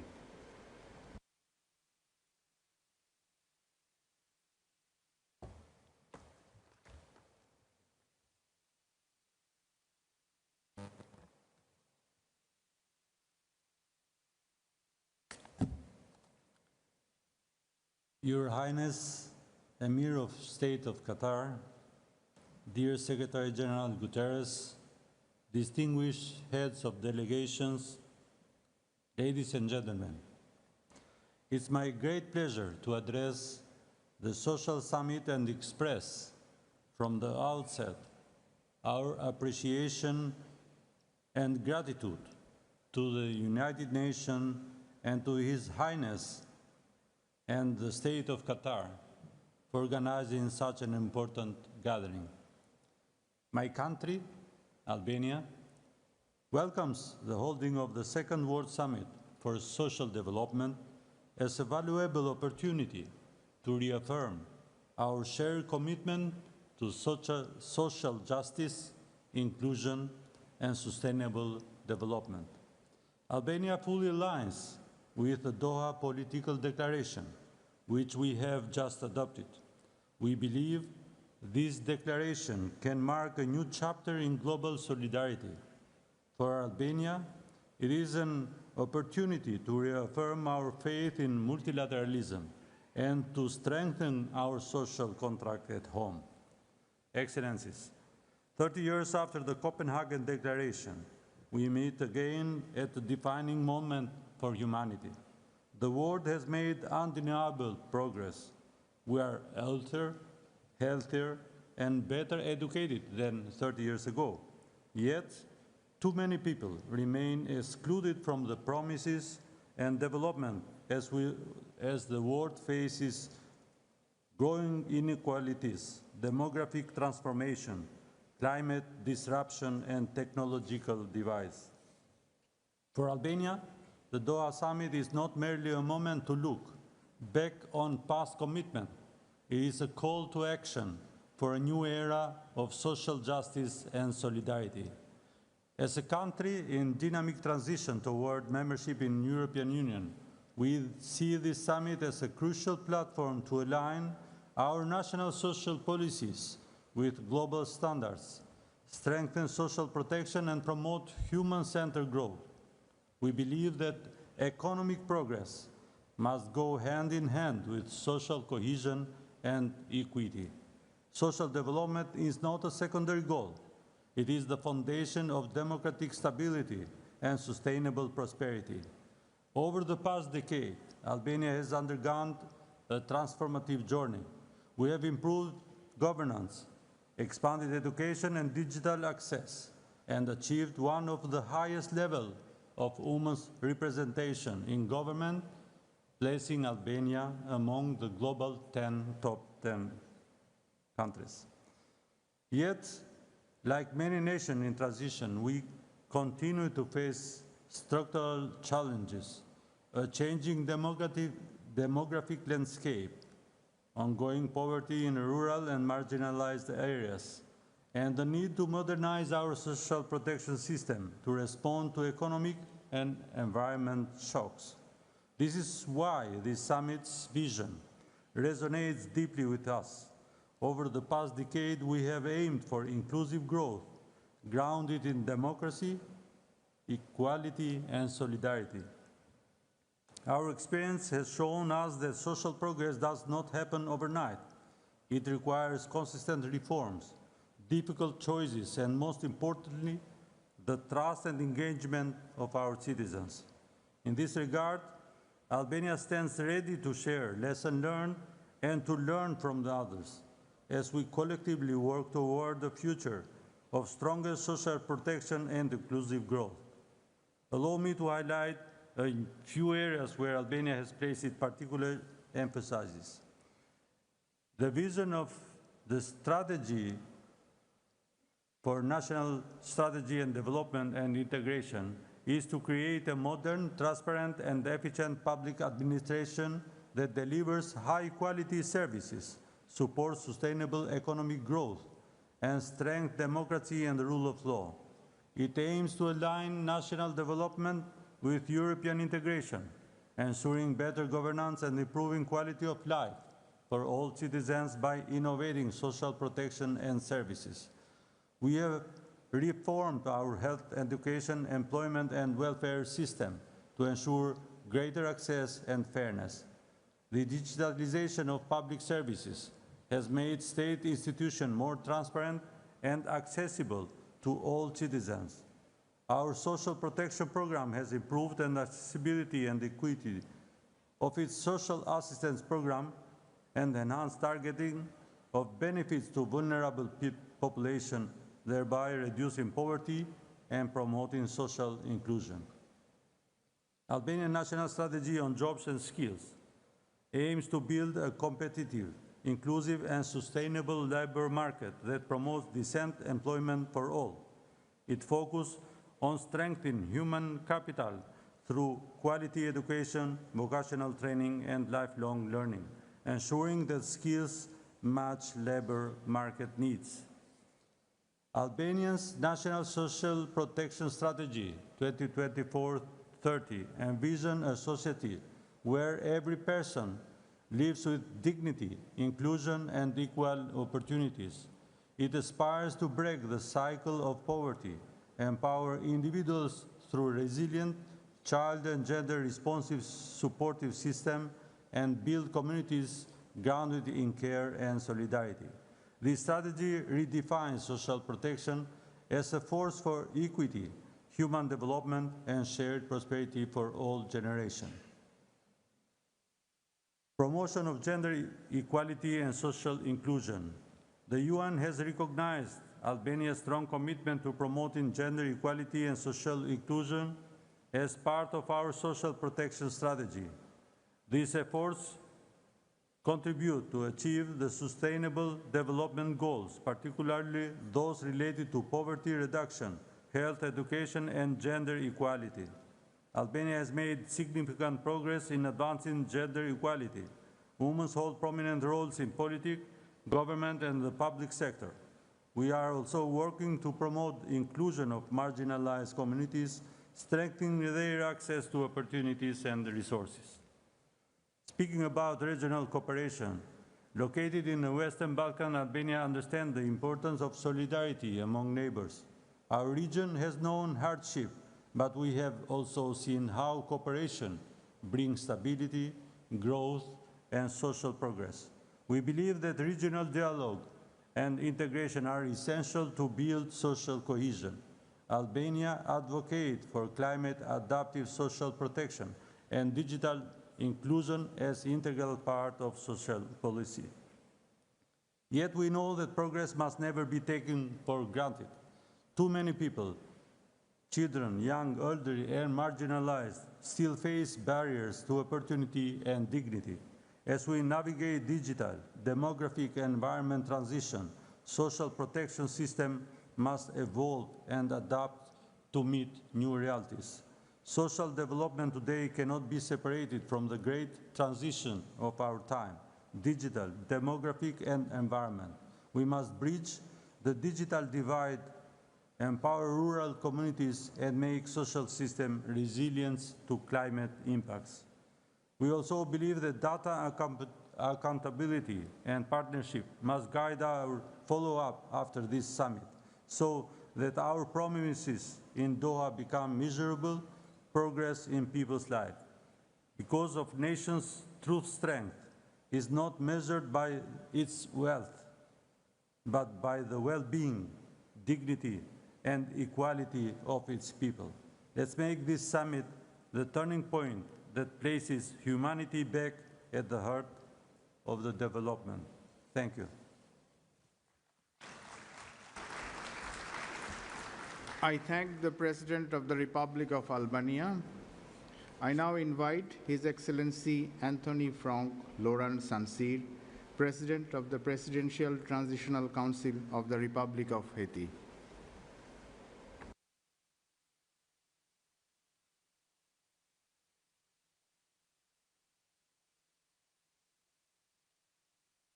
Son Altesse, l'émir de l'État du Qatar, Monsieur le Secrétaire général des Nations Unies, Madame la Présidente de l'Assemblée générale, Excellences, Mesdames, Messieurs les chefs de délégation, distingués délégués, Mesdames, Messieurs. C'est pour moi un grand honneur de prendre la parole au nom du peuple haïtien à l'occasion du 2e sommet mondial pour le développement social ici à Doha. Je salue l'initiative du Qatar et des Nations Unies qui, 30 ans après Copenhague, ravive l'esprit et les idéaux de la Déclaration de développement social, rappelant à la communauté internationale son devoir envers la dignité humaine, la justice sociale et la solidarité universelle. Ce sommet se tient à un moment crucial de l'histoire de l'humanité. Nos sociétés sont confrontées à des défis d'une ampleur inédite. Inégalité, pauvreté, crise migratoire, dégradation climatique, recul des droits humains, multiplication des conflits. Ces réalités profondément interconnectées appellent à une approche de développement différente. Il est temps de corriger le cap et de renouer avec les promesses et engagements du développement social. Mesdames, Messieurs, la République d'Haïti traverse l'un des moments les plus difficiles de son histoire. Je voudrais profiter de cette tribune pour exprimer ma profonde gratitude envers les États et les partenaires internationaux pour leur manque de solidarité à l'égard du peuple haïtien suite au passage de l'ouragan Mélissa qui a durement frappé le pays la semaine dernière. Cette catastrophe naturelle, survenue dans un contexte déjà fragile, met en lumière les faiblesses structurelles de nos infrastructures et la vulnérabilité de nos communautés. Or, le développement et la modernisation de ces infrastructures, pourtant indispensables pour concrétiser le thème qui nous rassemble aujourd'hui, demeurent entravés par la grave crise sécuritaire que connaît le pays. Aujourd'hui, des groupes criminels alimentés par des réseaux transnationaux tentent d'imposer la terreur comme ordre social, veulent déstabiliser l'État et menacent la sécurité de notre région. Leurs exactions ont poussé plus de millions de personnes à l'exil intérieur. La crise humanitaire s'aggrave de jour en jour, frappant avec une intensité particulière les femmes et les enfants. C'est pourquoi j'en appelle à la mobilisation de toute la communauté internationale. Aujourd'hui, Haïti a besoin d'un appui concret et urgent. Nous invitons les États à soutenir le rétablissement de la sécurité à travers les contributions effectives à la force de répression des gangs, approuvée par le Conseil de sécurité des Nations Unies le 30 septembre dernier. Rendre opérationnelle la force de répression des gangs dans les meilleurs délais, tout en tirant les leçons de l'expérience de la mission multinationale d'appui à la sécurité, constitue un impératif de solidarité internationale, pleinement conforme à l'esprit de ce sommet. Car le développement social que méritent nos peuples requiert la paix, la sécurité et la stabilité. Mesdames, Messieurs, l'État haïtien concentre aujourd'hui son action sur 4 chantiers prioritaires: sécurité, élections, réponse à la crise humanitaire, relance économique. Nos forces de l'ordre poursuivent avec courage leur combat quotidien pour rétablir la sécurité et protéger nos concitoyens. La machine électorale, quant à elle, est déjà en marche. Son plein aboutissement demeure entravé par l'insécurité. Parallèlement, un dialogue politique constructif est engagé avec toutes les forces vives de la nation afin d'éviter toute instabilité. Nous plaçons l'être humain, et particulièrement la jeunesse et les femmes, au centre de notre projet de relèvement national. Nous voulons transformer la vulnérabilité en énergie créatrice et faire de la pauvreté un levier d'innovation. Pour réinsérer les jeunes et les enfants enrôlés de force par les groupes armés, le gouvernement haïtien envisage un vaste programme de formation professionnelle axé sur la création d'écoles de métiers pour former des techniciens, artisans et entrepreneurs dans les filières stratégiques. Dans ce même élan, un projet social et communautaire majeur fondé sur le droit au logement décent vise à relocaliser les déplacés internes dans la dignité. Sur le plan économique, notre stratégie repose sur le développement de deux grands pôles, le pôle Nord et le pôle Sud. En misant sur des filières porteuses, ces pôles deviendront les locomotives d'une économie diversifiée et résiliente. La crise humanitaire que connaît Haïti ne pourra être surmontée que par des investissements durables, capables de créer des emplois, de relancer la production nationale et de redonner espoir. Il est urgent de passer de l'aide à l'investissement et de transformer la solidarité internationale en véritable levier de développement. Haïti reste ouverte à une coopération culturelle innovante, notamment pour des échanges d'experts et de professeurs venant de pays partenaires, pour transmettre à notre jeunesse le savoir-faire et les compétences qui bâtiront le pays. Je lance ici un appel à nos partenaires internationaux, aux agences multilatérales, aux investisseurs. Haïti est en quête de partenariats gagnant-gagnant, structurés, prévisibles et alignés sur des priorités nationales. Les besoins sont immenses, mais le potentiel d'Haïti l'est tout autant. Un peuple résilient, debout même au cœur de l'adversité, jeune, créatif et profondément attaché aux valeurs de dignité, de justice et de liberté. Mesdames, Messieurs, Haïti se joint aux Nations réunies ici à Doha, 30 ans après Copenhague, pour lancer un appel à un sursaut collectif. Ce sommet doit marquer un nouveau départ pour la solidarité mondiale. Nous devons dépasser les discours pour agir dans l'esprit d'un développement durable, véritable, centré sur l'être humain. Car, malgré les mutations profondes et les menaces multiples qui traversent notre temps, un monde plus juste n'est pas une utopie. C'est une responsabilité que nous partageons tous à travers le multilatéralisme. Puissions-nous, ici à Doha, renouveler le pacte de confiance entre les peuples et œuvrer à la construction d'un monde où chaque nation, quelle que soit sa taille ou sa richesse, peut offrir à ses enfants le droit de rêver, de travailler, de vivre dans la paix, la sécurité et la dignité. Je vous remercie.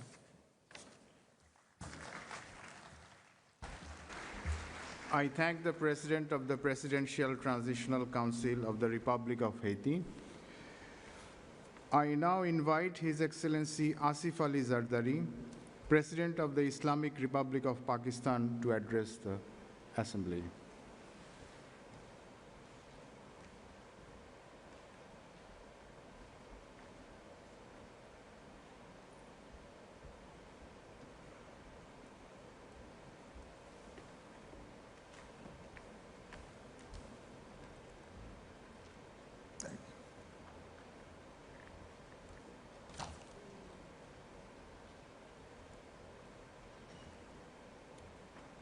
Bismillah ar-Rahman ar-Rahim. My brother, the Amir of Qatar, Madam President, and General Assembly, UN Secretary General, Excellencies, ladies and gentlemen, before anything else, I would like to commend the visionary leadership of the State of Qatar for hosting this crucial summit. I would also like to take this opportunity to reiterate my country's condemnation of the Israeli aggression against the State of Qatar. People of Pakistan express their solidarity with the people of Qatar.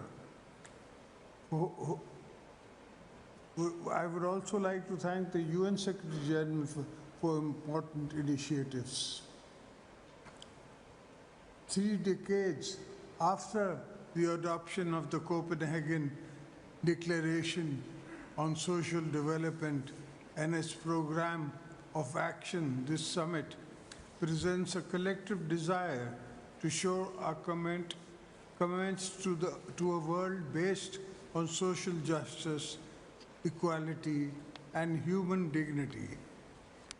Pakistan fully supports the Doha Political Declaration and it calls for eradication of poverty in all its forms, promoting full and productive employment and decent work for all.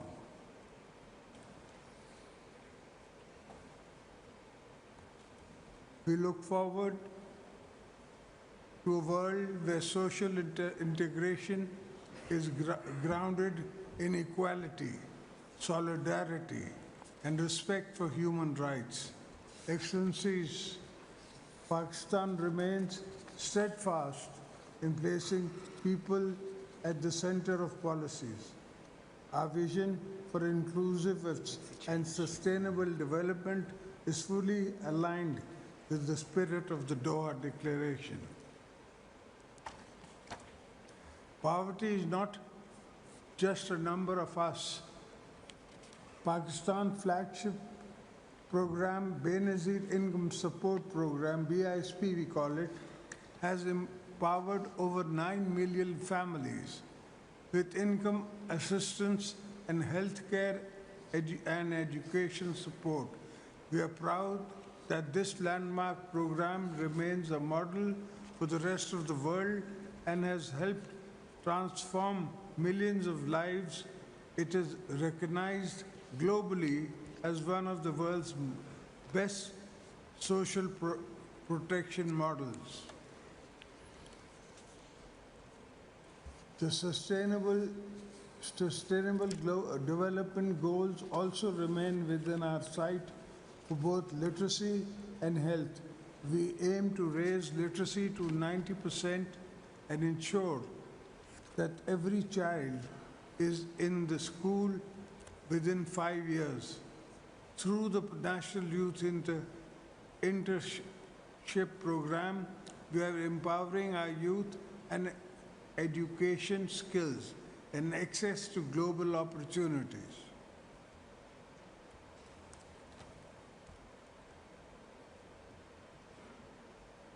Through resilient housing programs, a Green Pakistan program, and a natural-based solution such as mangroves restoration, we are investing in resilient adaptation, restoring protective livelihood, ensuring that growth remains green, inclusive, and long-lasting. We in Pakistan, on one hand, face the brunt of the impact of climate change, which has caused devastation for our people in the forms of large-scale floods and forest deployment of people on the forest areas has gone down. On the other hand, we face a new threat in the form of water weaponization.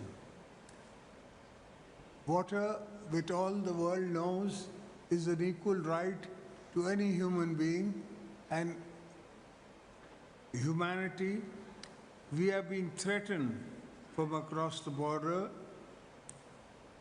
with a new threat in the form of weaponization of water, violation of the Indus Water Treaty.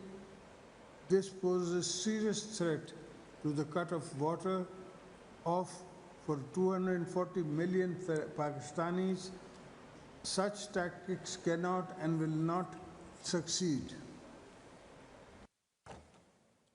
Excellencies, to turn Doha Declaration from the words into action and from promise to progress, we must unite around 3 pillars of equality, dignity, and solidarity. First, achieving social development requires a just, equitable, inclusive global financial architecture. Its reform is imperative to ensure that development is financial by fairness through debt relief, equitable taxation, and affordable financing for those social investments.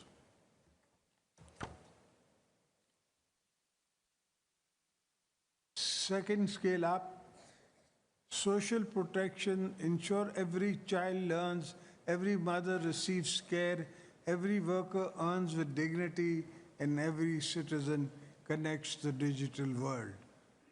Third, revitalization, multilateralism by restoring the integrity and legitimacy.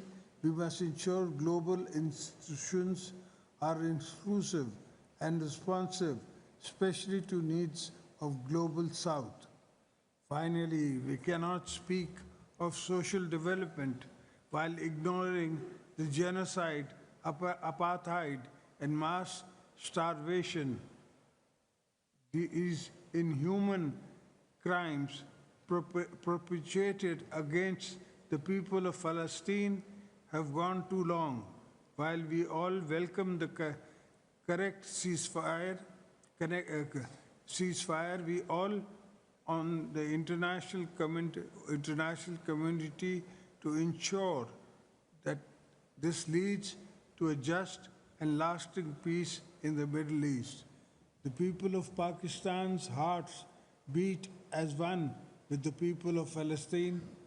Their sufferings, the rights of self-determination,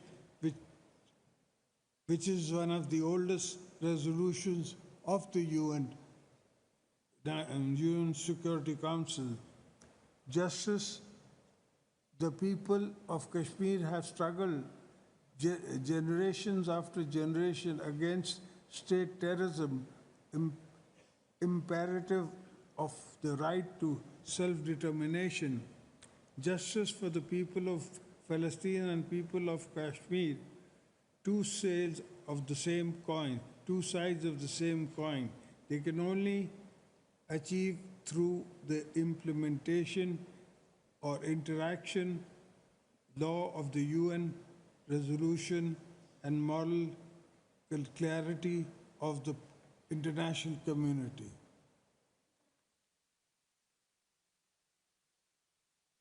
Excellencies, let us all reaffirm today that the development must begin in the end and end with betterment of people, that we must rise above all divisions and differences to embark on a path of compassion, progress for all.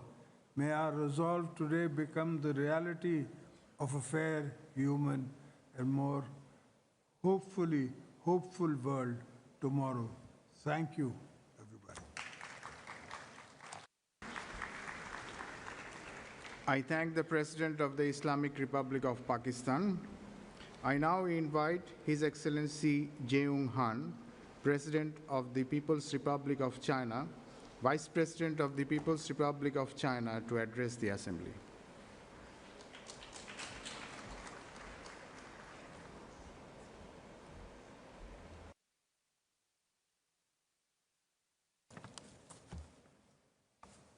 各位同事、女士们、先生们、朋友们，很高兴来到多哈，出席第2届社会发展世界峰会。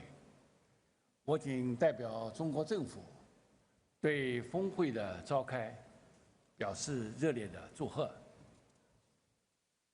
1995年3月，首届社会发展世界峰会成功举行，各国达成了哥本哈根宣言和行动纲领。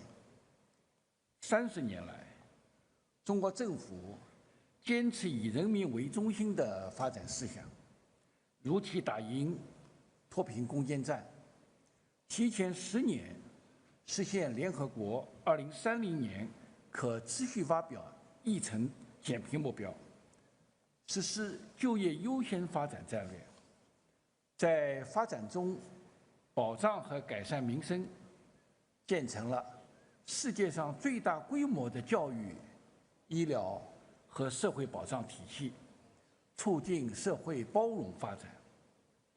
中国还积极同其他国家分享减贫和发展的经验，为推动人类社会发展进步做出了应有的贡献。女士们、先生们、朋友们，30年来，全球社会事业发展取得了长足的进步，但实现预期目标仍然任重道远。习近平主席提出构建人类命运共同体和全球发展倡议、全球安全倡议、全球文明倡议、全球治理倡议，为全球社会事业的发展指明了方向。近日，中国共产党20届4中全会成功召开。未来5年，中国将推动高质量发展成果更多、更公平地惠及全体人民，也将为全球发展事业注入更多的正能量和确定性。在此，我愿提4点建议。第一，坚持以人为本的理念。社会发展关键是要以人为本，实实在在地改善人民福祉，特别是要满足广大发展中国家对于消除贫困的迫切需要，给人民带来实实在在的获得感、幸福感、安全感。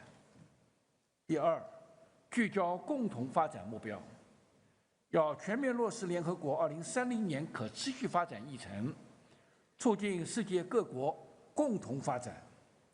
要坚持依靠发展促进高质量的充分就业，让每个人都有机会通过辛勤的劳动实现自身的发展。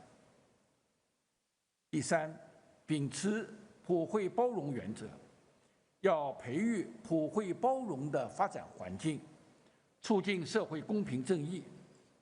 发达国家应承担更多的责任，推动资源均衡分配，发展机会均等。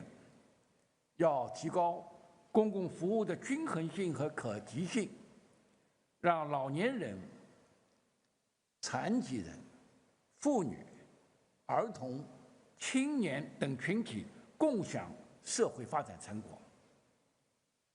第四，弘扬团结合作精神，要践行真正的多边主义，支持联合国在全球社会发展议程中发挥中心协调作用，实现共商共建共享的全球治理。要提高发展中国家在全球社会发展治理中的代表性和发言权，推动国际秩序朝着更加公正合理的方向发展。中方期待同各方一道，以此次峰会召开为契机，加快落实哥本哈根宣言和行动纲领，为全球的社会事业发展注入更强的动力，为推动构建人类命运共同体做出更大的贡献。谢谢大家。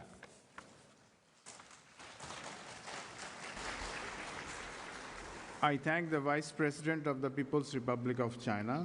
I now invite His Excellency Hussein Mohammad Latif, Vice President of the Republic of Maldives, to address the Assembly.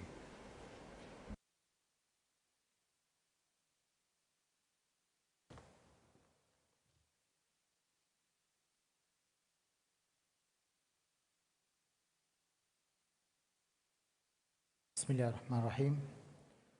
Amir of the State of Qatar, His Highness Sheikh Tamim bin Hamad Al Thani, Secretary General of the United Nations, Mr. Antonio Guterres, Excellencies, distinguished delegates, Assalamu alaikum. We convened in Beijing, in Berlin, and in Copenhagen to put our planet in order in anticipation of a new century. We pledge to make social development the foundation of peace, prosperity, and dignity for all. 30 years later, a quarter into this century, the challenges we once united to face still stand before us. Women's rights are stalled and set back. The climate crisis makes existing vulnerabilities worse, and the pace of social development is far too slow. In many developing countries, especially in cities like the Maldives, our people are our strongest and our most valuable asset. Investing in our people is the key to our development. We have made significant progress in advancing social development, guided by our national priorities and the SDGs. We have prioritized investment in healthcare, education, digital transformation, and climate resilience. True social progress depends on creating enough financial space to invest in people, their resilience, and their opportunities. This is why the Maldives has proposed an innovative way to convert debt into tools for building resilience, transforming what we owe into a shared investment with our partners in empowering people and creating a sustainable future together. Such tools can help us strengthen social protection systems to support the most vulnerable, build infrastructure that protects our communities from the effects of climate change, and invest in digitalization and technology to prepare the Maldives for a more inclusive and fair future. Debt continues to block investments in essential policies. In too many developing countries, especially in cities, we spend more on paying back debt than we do on health or education. This is not development, it is constraint. Social development policies without consistency and financial space cannot ensure that people feel safe and guaranteed of their rights. The right to live with dignity, to access decent work, and to benefit from social protection. The Maldives continues to take a holistic approach to social development, addressing root causes with target solutions, accessible housing, youth-centered programs and opportunities, economic mobility and financial independence, affordable mental health and medical services, and efforts to eliminate structural barriers. We have also shown leadership that supports the global agenda. The Maldives has achieved universal old age pensions through contributory and non-contributory schemes and has established universal health coverage, ensuring that every Maldivian, regardless of income or geography, can access essential health care. Our digital economy strategy aims to contribute 15% to GDP by 2030, empowering our youth and diversifying our economic base. These achievements prove our belief that social protection is not just an aspiration, it is a right. But social development cannot be achieved in isolation. True progress in advancing social development can happen only by adopting a global strategy. The international system and cooperation must work for everyone, even the smallest nations. We call upon the international community to recognize the unique vulnerabilities of cities. But recognition alone is not enough.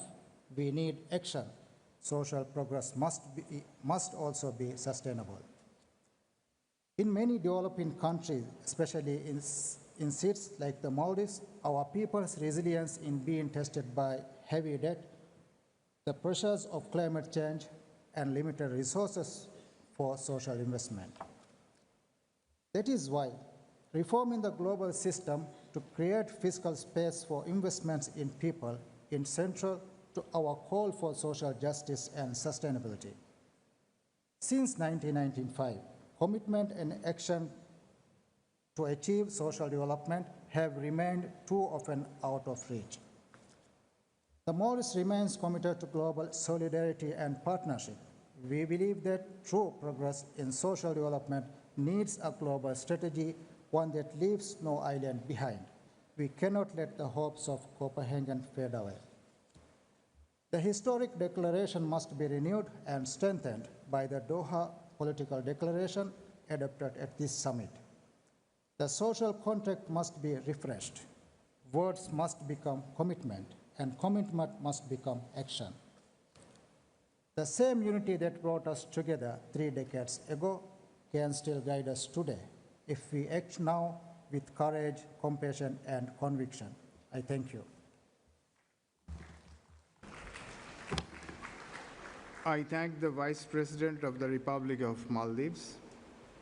I now invite His Excellency Azuz Nasri, President of the Algerian Senate of the People's Democratic Republic of Algeria, to address the Assembly.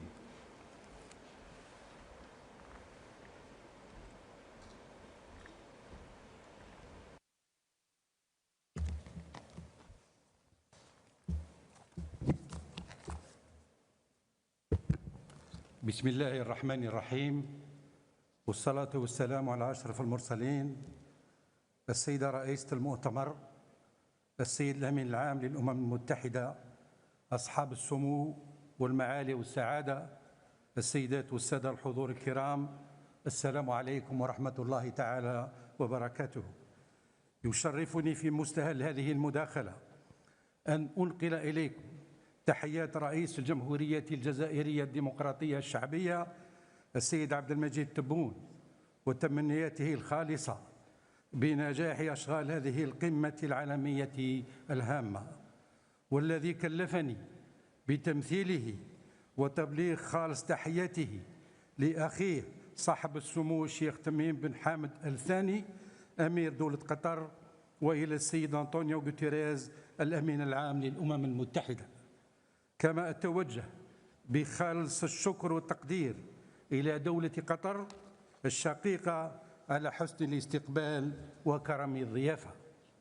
إن الجزائر ومن خلال مشاركاتها اليوم تسعى إلى إبراز مسيرها المنتهج في مجال التنمية الاجتماعية، وهو مسار يستند إلى رؤية وطنية جعلت من العدالة الاجتماعية وحماية الفئات الهشة وتعزيز الإندماج ركائز أساسية لسياساتها العمومية، انسجاما مع التزامات إعلان كوبنهاجن لعام 95 وأهداف التنمية المستدامة.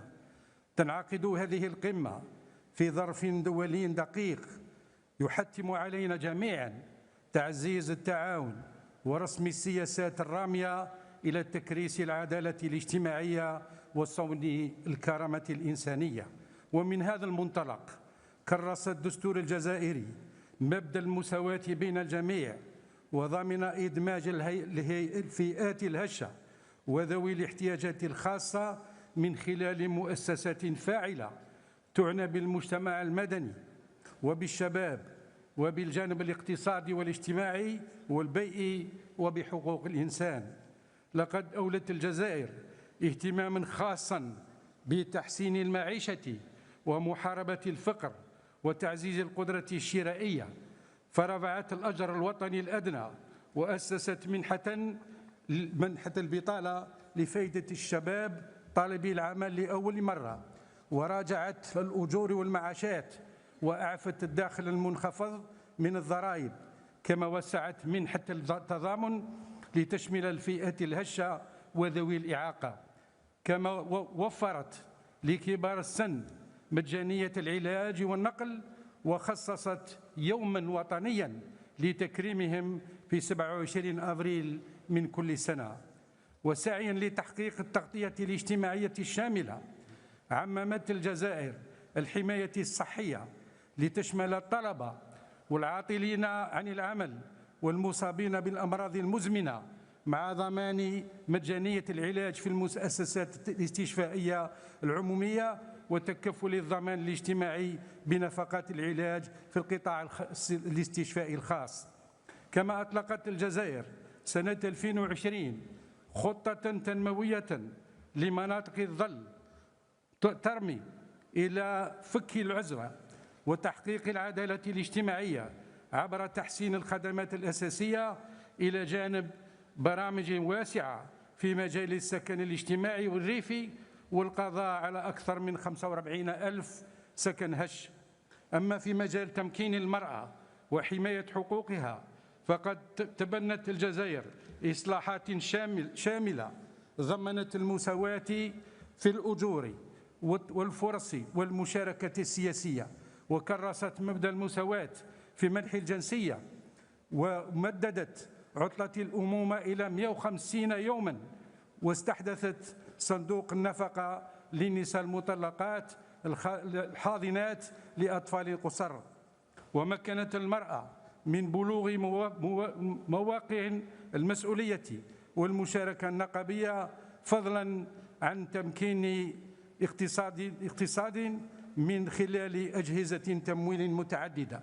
وفي مجال حماية الطفولة فقد استفاد هذا العام قرابة 12 مليون تلميذ، أعيد قرابة 12 مليون تلميذ من مجانية التعليم والدعم المدرسي والنقل والتغذية والتغطية الصحية، كما تم إنشاء الهيئة الوطنية لحماية وترقية الطفولة.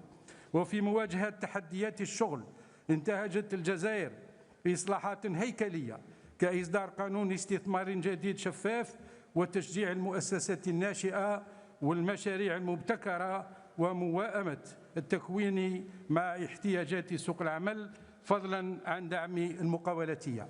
كما جعلت الجزائر من الأمن الغذائي أولوية وطنية عبر حماية الموارد الطبيعية وتشجيع الاستثمار الفلاحي لضمان الأمن الغذائي.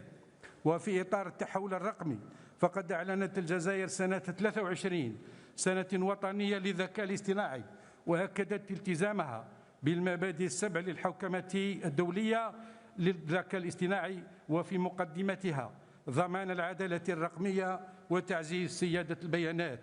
السيدات والسادة الحضور، إن الجزائر وهي تؤكد تمسكها بقيم السلم والتعايش واحترام القانون الدولي تجدد دعمها لحق الشعوب في تقرير مصيرها باعتباره ركنا أساسيا من أركان العدالة وحقوق الإنسان.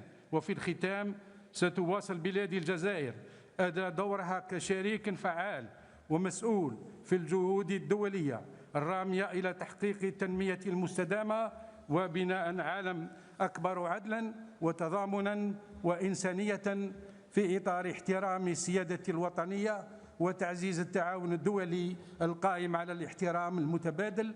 أشكركم على كرم الإصغاء، والسلام عليكم ورحمة الله تعالى وبركاته. I thank the President of the Algerian Senate of the People's Democratic Republic of Algeria. Distinguished delegates, we have heard the last speaker for this meeting. The summit will continue this afternoon at 3 p.m. in this hall. The meeting is adjourned.